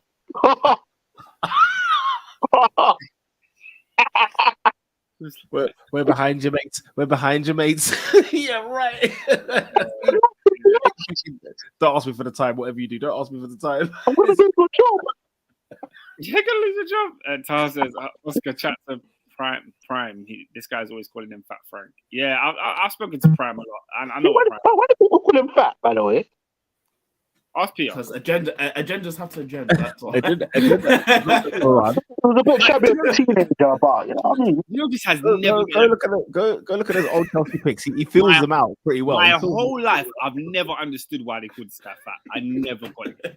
Like it makes no sense. Oscar, I'm with you. I don't know why, but agendas have to run. Fat Frank, fair enough, man. Agenda to run. The team is getting pammed and can't defend, but you want Bielsa to manage. Make it make sense. No, these guys are agenda merchants. Like they just want passion. Think about this. Yeah, think about this. Chelsea signing Frank Lampard, as manager. It was a bad decision, but you can kind of understand the sentimental weight it had. Yeah, he scored 211 goals for the club, arguably the greatest player ever. 213. 211. Why? Mate, I was working for the club when he scored his 213th at Villa Park. Hey, Peter, what's the discrepancy? What's the discrepancy? All-time top goal scorer for Chelsea. He can't even get those stats right. And Oscar's blind spot, as I said last week, is Frank Lampard. I'm good. So 211 goals, bro. Bro, I think he got 213. Oh, now you think? Okay. Stats for them. Don't ever try me, Peter. Was that just in the league? No, I just Googled it's 211. Is it 211? Yeah, it's 211 goals. I don't know what. Yeah, when you said it, it did click to me as well. I was like, that's for that 230. Maybe because it was the 2013 season when he bagged. Maybe. when he broke Bobby Tamlin's record. But yeah, no, Chelsea had that attachment to this guy, so it kind of made sense. Why on earth are Everton Football Club hiring Frank Lampard as a manager? Like, it's madness. It's madness. That's ridiculous. It's ridiculous. He's not ready. Nathan said that deflection match. Nathan, respect yourself. Wow. Because you can talk about Frank Lampard at his managerial career. His managerial career, it's looking scary. He did get top 4 with a transfer ban. Greater managers have failed. Yeah. But as a player, don't do it. But I don't want to get angry. I think Everton need to grace the championship. It's been a great ride. We've been here since the start.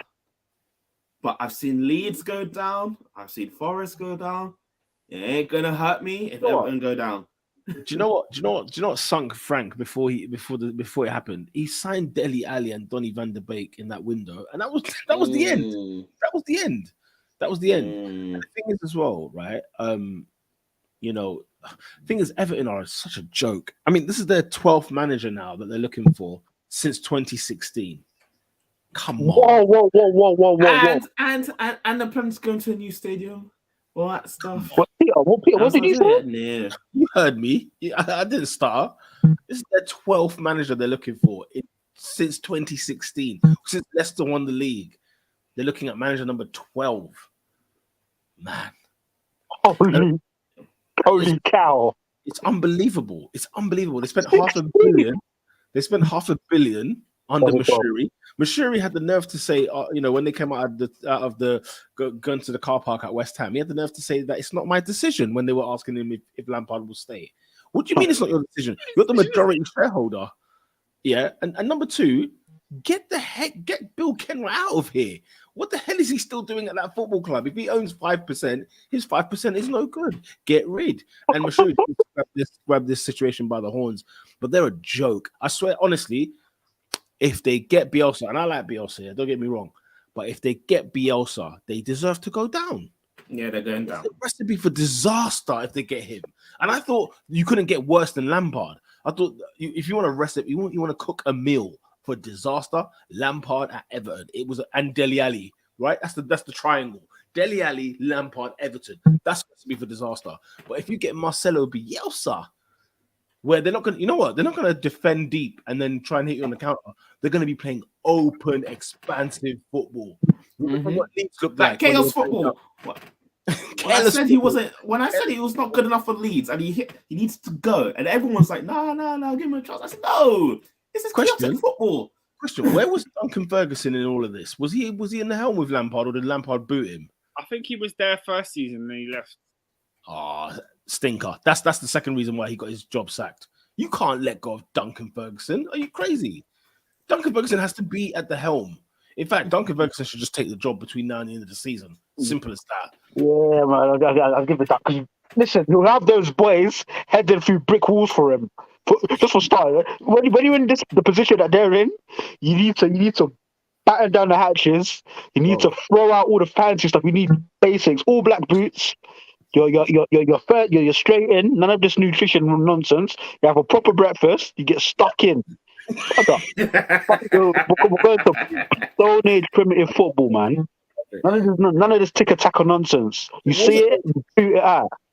AD, it wasn't long ago. We were watching Everton at Old Trafford. Moise Kean came on and then came off because he was putting a shambolic performance after 5 minutes, right? And literally, he went to Old Trafford, got a point. He had great results. Listen, Duncan Ferguson till the end of the season, at the least. Yeah. Or Sean Dyche, so that you could just never, yeah. I mean, Sean Dyche keeps them up, you know. If they get Bielsa, yeah. I already think they're mental anyway, but these guys are deluded. I mean, they signed Rafa Benitez, right? They've had some. Honestly, they've got no more. Even Don Carlo could not save them. You say that, bro. Don Carlo was second on Boxing Day with this team, and as soon as Madrid called that number, ring, ding, ding. Yeah, because he thought to himself, you know, yes, what? 2020. Have a look. Have a look. In the week where Mikel came and joined Arsenal, I think Ancelotti went to Everton. Have a look. Anyway, yeah, Everton are a farce. We should move swiftly on from that. Anything else to talk about in the weekends? Because the fixtures were dire. City are back. Oh God, yeah, Erling Haaland hat-trick. Yeah, thank you very much. Just in case anybody was sleeping on City.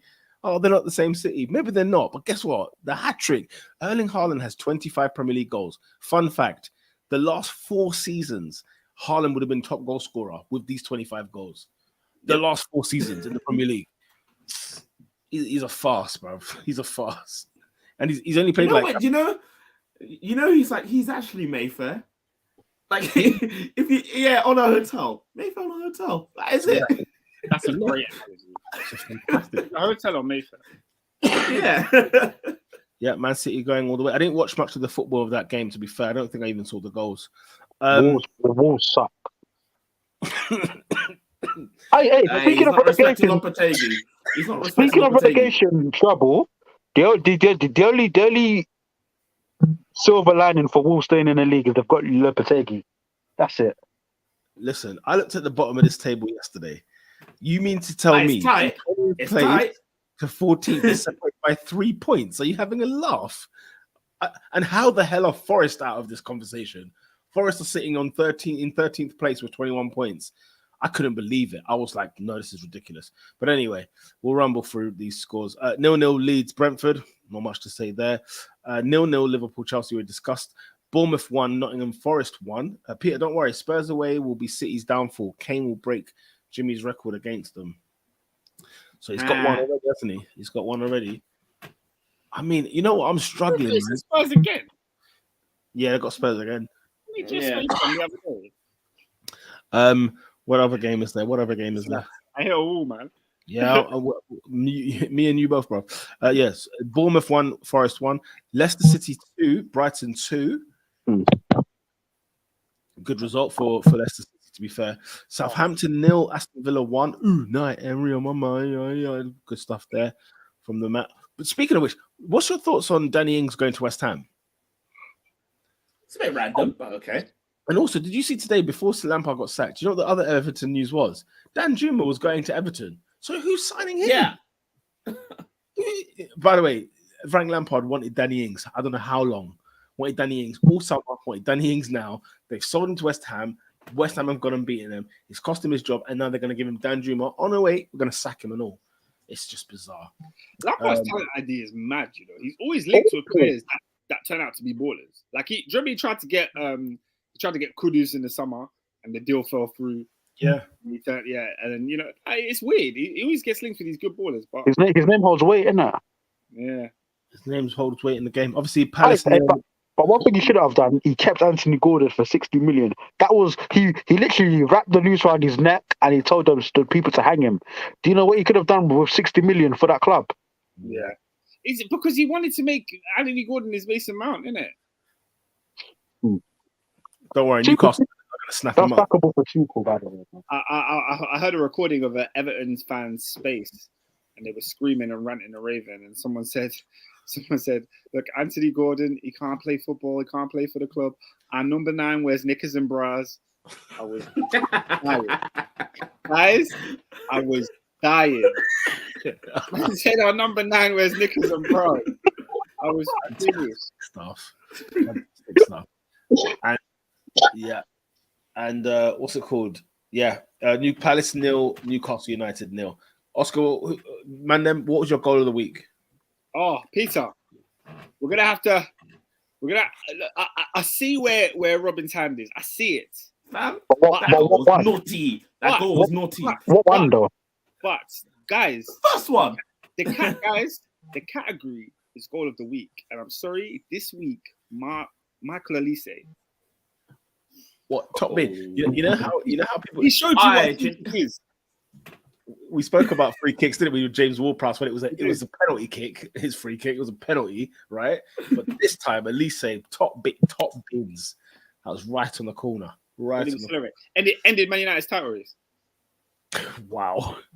Yeah. By the way. No, I know, but I'm still saying that because the way Rashford was just sent party coming after him, just sent him flying, and it was shot from far. And it hit. It was a great. It was I was a like, no. goal. But Robin, I need you to answer. I need somebody to answer me this because I've been trying to work it out for a week. What the hell is Casemiro playing at? What the hell is who? Sorry, Casemiro. Did you see that tackle on Wilfred Zaha? When he was on the yellow? Hey, that was a mad yellow. You say this, yeah? Let me defend Casemiro on this one. It's gonna sound. Nah, he was running from the battle. He was scared of the Emirates. He was scared of the Emirates. He was scared.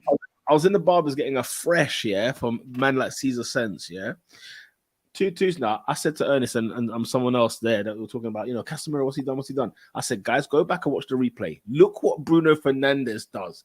Because Casemiro, he puts Casemiro in the dump, in the crap, and Casemiro has to go and cover for him again. And the reason why he has to cover for him, go watch what Bruno Fernandes does in that replay. Bruno Fernandes is the reason Casemiro did not play at the Emirates. Let me tell you that right now. Go back and watch it. He backs out of a fight. Then Casemiro's thinking, for flip's sake, I've now got to go get into this fight. I've then got myself a yellow. Where does his eye stare? Straight at Bruno Fernandes. And you know how Ten Hag was shaking his head? And you're thinking, he was fuming at Casemiro. No. Watch his eyes again. He was staring at Bruno Fernandes because he knows Bruno Fernandes has freaking cost me 3 points at the Emirates. Anyway, Matoma. Oh, it was a banger. It was an absolute banger. Yeah, Matoma's goal was an absolute banger. He's got a PhD in dribbling. It was a lot. Matoma's my goal of the week. It was an absolute saucer. Come on, boys, let's vote. Come on.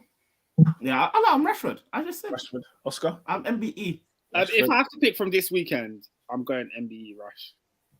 And AD? I'm going Rashford, but I'll share free kick.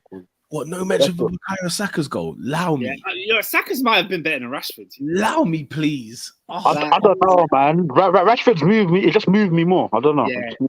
I screamed when I saw Rashford's goal. I screamed. Yeah, when it did, I was like, for flip's sake. I literally stood there. I call me a small hater. Call me a small hater.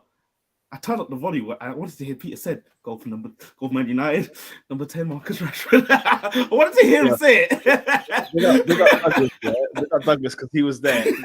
He's like, I don't like the way you say Man United's players' names. I said, allow me, bro. I'm not going to go. I need to hear it. I'm not going to be like, Rashford. I'm not going to do it. Must be out your friggin' mind. Murad said Rashford showed party what happens to you if you don't close your legs to others. Whoa! Oh. Hey, we can't put that on. Yeah, we can't. What? That's a yellow card. That's a yellow card. Same comment. Oh my God. Yeah, I can't comment. How does he get a yellow card and Party's still on the pitch? Oscar? Hey, Oscar, NDA fam. NDA. You know what it was? It was a joke. Nah, if I speak. Yes. Assad says, Peter, when you see when Arsenal score, how long do you celebrate before you announce the player's name? Bruv, man's pumped, bruv. I'm there bouncing. I'm bouncing, yeah? And then composure. You know what it was, bro? Composure. Hey, if you see Peter's now like he's a proper TikTok head. I'm seeing him having. He puts the camera down and he looks at the camera just to make sure he's recording. When he says, I see you. Just to make sure you're recording that. Follow me on TikTok at Arsenal Announcer at Top 4 Podcast. You're done. We're on the friggin' TikTok. That's what we're doing. Caesar Sense says Saka pulled the trigger longer. Rash was ex nihilo out of nothing. Nothing. Yeah, no, it was enough. It was the backlift. It was the power. Yeah. So the Nketiah gas was outrageous. Eddie. Yeah. Nah, bro. I said the same thing. Said, why is Peter on my For You page? I'm on what? This guy doesn't even know what TikTok is. He's just posting stuff. Yeah. What is this? What's now, going For on? You page is the page that where you like the people that you're not following, just new content just pops up random. So you're not following Peter? That man ain't following me, fam. I'm following, but like when you're scrolling through your For You page, you're not expecting to see people that you know. You're just expecting to see. The thing is as well, flipping. what's it called? Yeah, Twitter. Asad said it very well. They're doing the for you and the following. Yeah. So I'm scrolling on Twitter. I'm seeing bare things I don't know. Two now. I see on the tab. I realize I'm following. It's for you. But that, bro, that's a swipe. There's a reason I don't follow these men. It was so hard. I hate to say it, but Elon is killing that. Elon's killing it. Every innovation is just bad. The time's not even in order no more. No. No, not Instagram isn't either, isn't it? Because Instagram posts are not in order. Instagram's been trash. Like, yeah. No, but it's just killing football. Yeah. No, guys, we need to have a sit-down question. How many things are killing football? We need to answer this question. Because it's bare. How long you got? How about the fact that... Because I've heard this sentence weekly since 2011. What is happening here? On Twitter, I see on my timeline on Twitter about the police tracking down people who are watching videos privately. Are you freaking kidding me? The Premier League has lost 3 billion due to the fact that people are online streaming. Oh, really? How did you work this maths? You know what I'm saying? You can work out how much the Premier League when you are charging £49 for one channel. Get out of here. You have Man City versus Wolves on a Sunday. It's not televised. Are you an idiot? West Ham Everton, the biggest relegation battle of the season so far. Hello, 3:00. What? And instead you don't want money. You run away from money. So don't tell me about your 3 billion you lost. I don't care. What was the Saturday tell me about the 8 billion sitting on the table they ain't even tapped into. Talk to me about that money. Man, what was the Saturday night football this weekend? Because nobody watched it. Oh, Peter. Nobody watched it. Newcastle United versus Crystal Palace. Well, the 0-0 at Palace. The 0-0. News fest. Do you know how I knew the game was going to be bad? Newcastle were wearing all white. I said, this is going to be terrible. Yeah, when I see the Saudi kit, it's curtains, bro. With the green tin. They were wearing the Saudi special. Yeah, it's like watching this. You see Spurs in this redonkulous kit, whatever it is, right? It's one of those where you just think, no. Actually, quite like this kit. Actually, Oscar, Oscar, you've changed. You're a weird man. It's not, man. Nike do that thing, man. You've gone Hollywood. Nike suck, man. Come on. Nah, Nike's better than any other. Yeah, Nike suck. I don't want to go back to Nike. Go look at every Adidas kit this season. It's on flames. Yeah, in the Premier League, flame. Fulham's kit, flame. Flame on. I actually like our home. I like our home kit and I like our white away kit. Those two. The white kit's sick. Have you seen Chelsea's white kit? The neon green. I'm not the neon green. But the other two, I'm there. It's about United. Oh, United. Oh, the neon green thing. The neon green thing. That kit reminds me of CR7 at Brentford. Yeah. The thing is, he's had a stinker too. Did you see his Felcom today? Thing is as well, right? Like every Arsenal Adidas kit just wins kit of the year. It just wins kit of the year. Let's just be honest. But you released about 27 kits. You released a game. I know few of them are going to be good. You know what I mean? Bro, the reason I'm still Nike is because the training gear and the training gear make up for how bad the kits are. Yeah, I want United. Have you seen that blue and white? That blue and white gold United. That hoodie. I want it. The tracksuits are fire. Tracksuits are fire. Right. Who's your team of the week or player of the week? Rather, let's do player of the week. I'm gonna go Eddie Nketiah. Yeah, that's the easy one, man. It is Eddie Nketiah. Big man for the big occasions. Your defense is in 100%. I need to get that dub plate, bro. You play that one day, you know.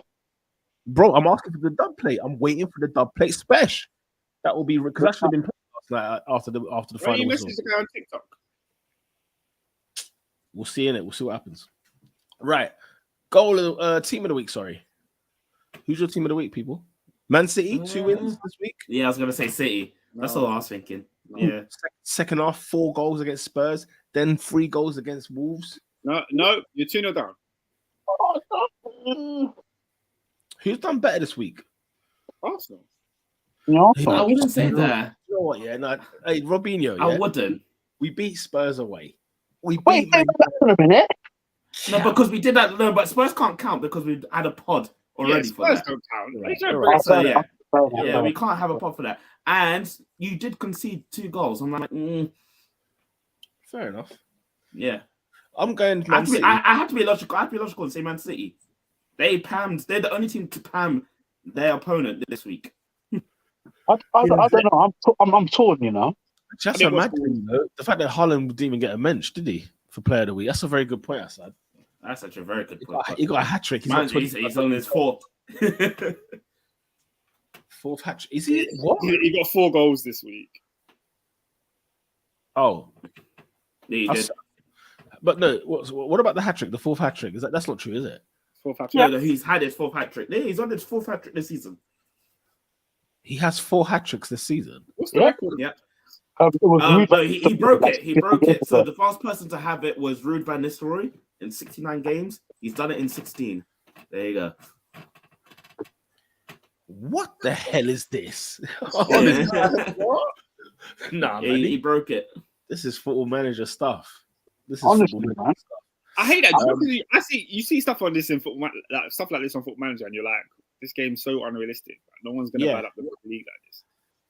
That's exactly what I'm saying. Yeah, I think. Listen, Haaland doesn't get Player of the Week only because, in fact, he scored 4 goals this week. Guys, do we have? said the record is 5 hat tricks with Alan Shearer in a season. In a season, the young boys don't. The young boys. No, not in a season. Not in a season. It's just the quickest. But what I'm asking. Oh yeah. So he's the quickest to 4 hat tricks. But the question I'm asking is has Haaland scored 4 hat tricks this season? Yeah. Yes. Come on. This is fake. He has. Peter, he scored a brace an opening day against West Ham. He did when he sat on the floor. Yeah, I remember that. He looked like a bumblebee and he sat down on the floor. So that means that he's blanking a lot then. Well, I don't even know what to say. A lot is relative. Anyway. It's relative to him. But for a freak like that, he does go a few games without scoring. No, he scored 25 goals in January. He's got 25 Premier League goals in 18 games. How many goals? 12 goals. No, but it might not be Premier League hat tricks. It might be hat tricks from other competitions. No, it is 4 Premier League hat tricks. No, he hasn't. He has. Because even the Premier League were tweeting about it today. So let's see. He got the hat trick against Man United. He got the hat trick against Wolves. What other hat tricks has he got? He got a hat trick against Bournemouth. Actually, no, he didn't. He got an assist, I guess. No, wait. Bournemouth was the game where he didn't score, and I triple captained him. Anyway, triple captained him at Bournemouth at home. This guy's a criminal. How can you do that? Team of the week is Manchester City. Let's move on. Yeah, let's move on. Who's not that guy this week? Because there's plenty. There's plenty. But I'm starting off because Peter, we need to look at our beloved Syria because the team that have the history, it is in the history, as the great Venucci said, they've done it again. They've done it again, bro. Done it again. They haven't learned. In an era where Italian football is finally coming back on the rise, it's fruitful. We have Napoli giving Juve 5-1 last weekend. Okay, we've got the Mourinho's Roma are like 1 point, if not in the top 4. It's mixing and blending. We've had Milan winning the league. We've had Inter winning the league. It's all looking juicy and nice. Why are these people allergic to prosperity? Why are Italians allergic to prosperity? Let me ask you that. You know, Juventus. They should have ceased operating. They were paying referees. Bro, have you watched Bad Sport on Netflix yet? You know how bogus that is? No, what's that? Bro, it's on Calciopoli. You've got to watch it. It's on Netflix. You've got to watch it. Oh, mate, the scandal goes deep. Yeah, Calciopoli is such a scandal, man. Calciopoli is one of the worst scandals in football history. Like, it's got its old name. That's how bad it is. Man, Juventus people, huh? The Agnellis of this world, the frigate. It's just a madness. It's just a madness. How can you tell? So yes, they've been. Yes, Robinho, continue. Sorry, they have been So they decided to do some transfer dealings, some fraudulent transfer dealings, and unfortunately they got caught again. So they've been deducted minus 15 points, which put them in 10th place with a mountain to climb to even get top 4. And not only that, they have been also now put into more court cases with UEFA and with also the European, I can't remember the EGC, something like that. Yeah. Anywho, that's just one of many court cases now facing for being contempt with their record books. Oh. Juventus Turin Football Club. You are not that guy. Rascal team. Absolute nonsense. And the thing is, you know what's so funny? The crime was so big. It's just so dramatic. They deduct. Hey, where have you seen in football where a club gets deducted 15 points? 15 points here and now in this season. Nah, man. That's when the Federation have had enough. Yo, that matter. They've gone down to like 10th in the league now. They were in the top 4. Oh my god, what a scandal! Yeah, they're trying to appeal it. They're trying to take it to Kaz. I'm like, I don't think Kaz is gonna save you. Your mates, your history. Paratici now at friggin' Spurs. He's banned. He's banned. You can't do any more Spurs dealings. Can you imagine? Whatever. But he's there today. They still have him as managing director of Tottenham Hotspur. He can't do anything. He's still in there, which is crazy. He can't do anything. He's banned from European football. Honestly. So is Agnelli. So is Pavel Nedved.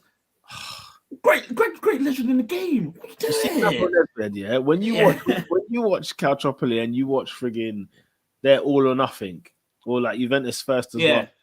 Yeah. No, Nedved's a bozo, blood. He's a bozo, you know. I'm thinking, Pavel, he was a man. Maratan, do you guys think this has anything to do with Ronaldo signing? Yeah.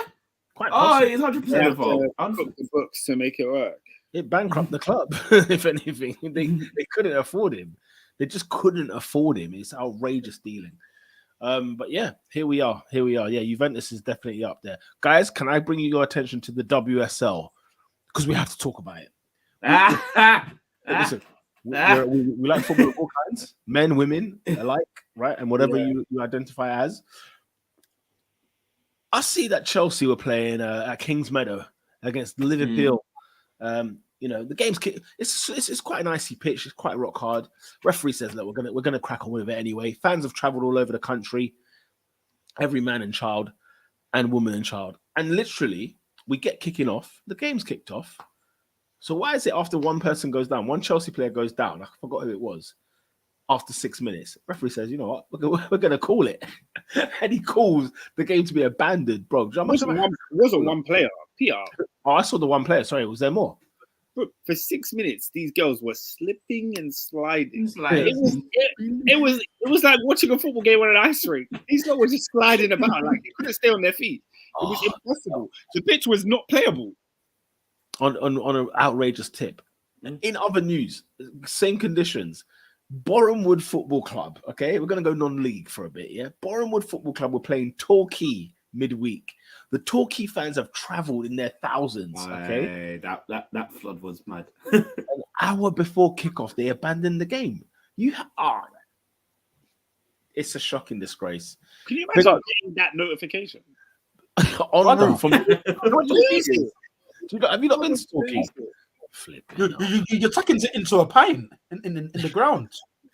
You know what I'm saying? I got my meat pie and a beer, like, and a Tetley's bitter. You know what I'm saying? And then you're telling me, and then what's it called? They got Lotte Wubben-Moy, Arsenal women right back, left back, defender, who paid behind the bar and told the fans who travelled for the Aston Villa, Arsenal against, I forgot who it was, it got cancelled anyway. Cranberry juice and crisps on me. Do you know that's how hilarious this woman is?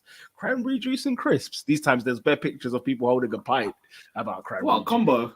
I know. You're a tapped individual. Cranberry juice and crisps. I don't hit on cranberry juice. All right, you got the combination is tapped. Let's be frank. Very frank. Can I let you guys know the not that guy from the Australian Open? I don't have time to Google the umpire's name because it was I don't know. Oh, the umpire messed up. Oh, flipping how? Oh, Peter. Have you seen it? Have you seen it, Robin? I have. Stinker. So it's the women's doubles now. Yeah, they're playing a point. Ball's rallying back and forth. Yeah, one girl smacks the ball. Yeah, it's illegal. It's all legal. Everything's moving normal, all legal. It hits the girl on the opposing side. Yeah, it smacks her in the knee. Yeah, so obviously, what happens when the ball hits someone's knee? It's foul, isn't it? Yeah. So she laces the ball, hits the girl's knee. The girl who hit the ball, she goes, sorry, I hit your knee. Yeah. The umpire gives her the foul for saying sorry. She's like, what? He goes, you get the foul because you said sorry while the game was in play. And she's like, I said sorry because it hit her knee. The umpire said, I didn't see that. The umpire said, I didn't see it. So the game was still going on. You said sorry. So therefore, she gets the point because you said sorry. I said, what? Listen. I've never. And then guess what? Guess what happens, right? So apparently, I didn't know this was a thing in tennis, but she's complaining. The two women that have been penalised, yeah, they were battering the other team. So they're complaining like, no. What's the doubles? Doubles. So they're like, we should have the points. It hit her knee, bro. She didn't hit the ball with a racket. It's our point, yeah? They had a lady come out from the back that is the supervisor. So when you have the umpire, apparently you have a supervisor, yeah? This woman's name the VAR. The VAR was one of them. The VAR. Apparently her name was Carolyn. Yeah. She's like Carolyn. I said sorry once it hit her knee. Carolyn said, I didn't see it. I said what? The umpire didn't see it. The supervisor didn't. And it's not like it was like some obscure thing that you couldn't tell. Maybe it hit the racket. It blatantly hit this girl's knee. It was so funny. SW6 says the argument was funny. She pressured the umpire. Murad says, sorry means a break in play. The umpire took the point away from the person who said sorry. Yeah, because apparently you're not allowed to like speak. Apparently you could like be distracting the other player. So like, let's say you're about to hit the ball and I scream. That's like a foul. I guess. I mean, these men are screaming all kinds when they hit the ball. I don't know what's going on. Like how. I could get that. If that was a rule in tennis, I could get that. Yeah. But she shouted sorry after smacking the ball at this girl's leg. And then 2-2 now, she lost the point. It's an outrageous set. I don't know. Tahar saying, where can I see that? I saw it on TikTok. Where did you see it? Yeah, it's all over. You can find it on YouTube. I found it on Twitter. I said, what is going on? I couldn't believe what I was seeing. Yeah. I mean, no, come on. The mess up comes from the umpire just not seeing it hit her knee. The umpire thought it hit the racket. He thought the game was still in play. I'm thinking, what else are you watching? There's not much to see. It's outrageous. It's outrageous scenes, man. It's outrageous scenes. Okay. Wow. There's a lot of not that guys this week. Okay. Let's look ahead at the fixtures this weekend. I think it's now. It's FA Cup. Are we doing a pod next week? FA Cup. Well, Arsenal playing Man City at the Etihad on Friday. Friday? On Friday night, FA Cup Fridays. Yeah. This weekend there's just naffle. No. You could be entertained by Man City Arsenal on Friday night. I think Arsenal will go through, you know. I think Mikel's going to put a strong side out. I genuinely think he's going to put a strong side out. If he puts a strong side out, I can see Pep playing kids. You know, I don't think Pep cares. No, I could see that. I could genuinely see that. Look, let's be real. It's up for grabs, man. If you beat City, it's dead. Yeah, exactly that. Man United have Reading on at 8 o'clock kickoff. Spurs are away at Preston. Anything else? Anything other than lively? No, nothing really. Sunday. Brighton away at Liverpool. No, Brighton at home to Liverpool. That's sounds a bit juicy. Derby at home to West Ham on the Monday night. I mean, it's up to you guys. If you want to have a break whilst we come back for the Premier League stuff. There's no Chelsea, so I'm just like football's off for me. You couldn't give a damn. Yeah, I mean we could. I mean, unless you just want to discuss City Arsenal. Do you know what I mean? Can do. Yeah, City, Arsenal. I and mean, Man United. what's gonna happen? You can do small stuff. Europe is coming back very, very shortly, my people. So it is. Right, guys. Thank you. So, yeah. Let's wrap it up, man. Thank you very much, guys, for joining us on the Top 4 Podcast. Remember, you can follow us on Twitter at Top 4 Podcast. We're on TikTok at Top 4 Podcast. We're on Instagram. We are on YouTube, iTunes, Spotify at Top 4 Podcast. Guys, it's been a pleasure. It's been great. Arsenal top of the league still. It's been awesome. And we take a little Premier League break, and then we'll be back with FA Cup football next week and next Monday, live at 8 o'clock every single Monday. Tell a friend, smash the like, subscribe, big up yourself. Peace. Peace.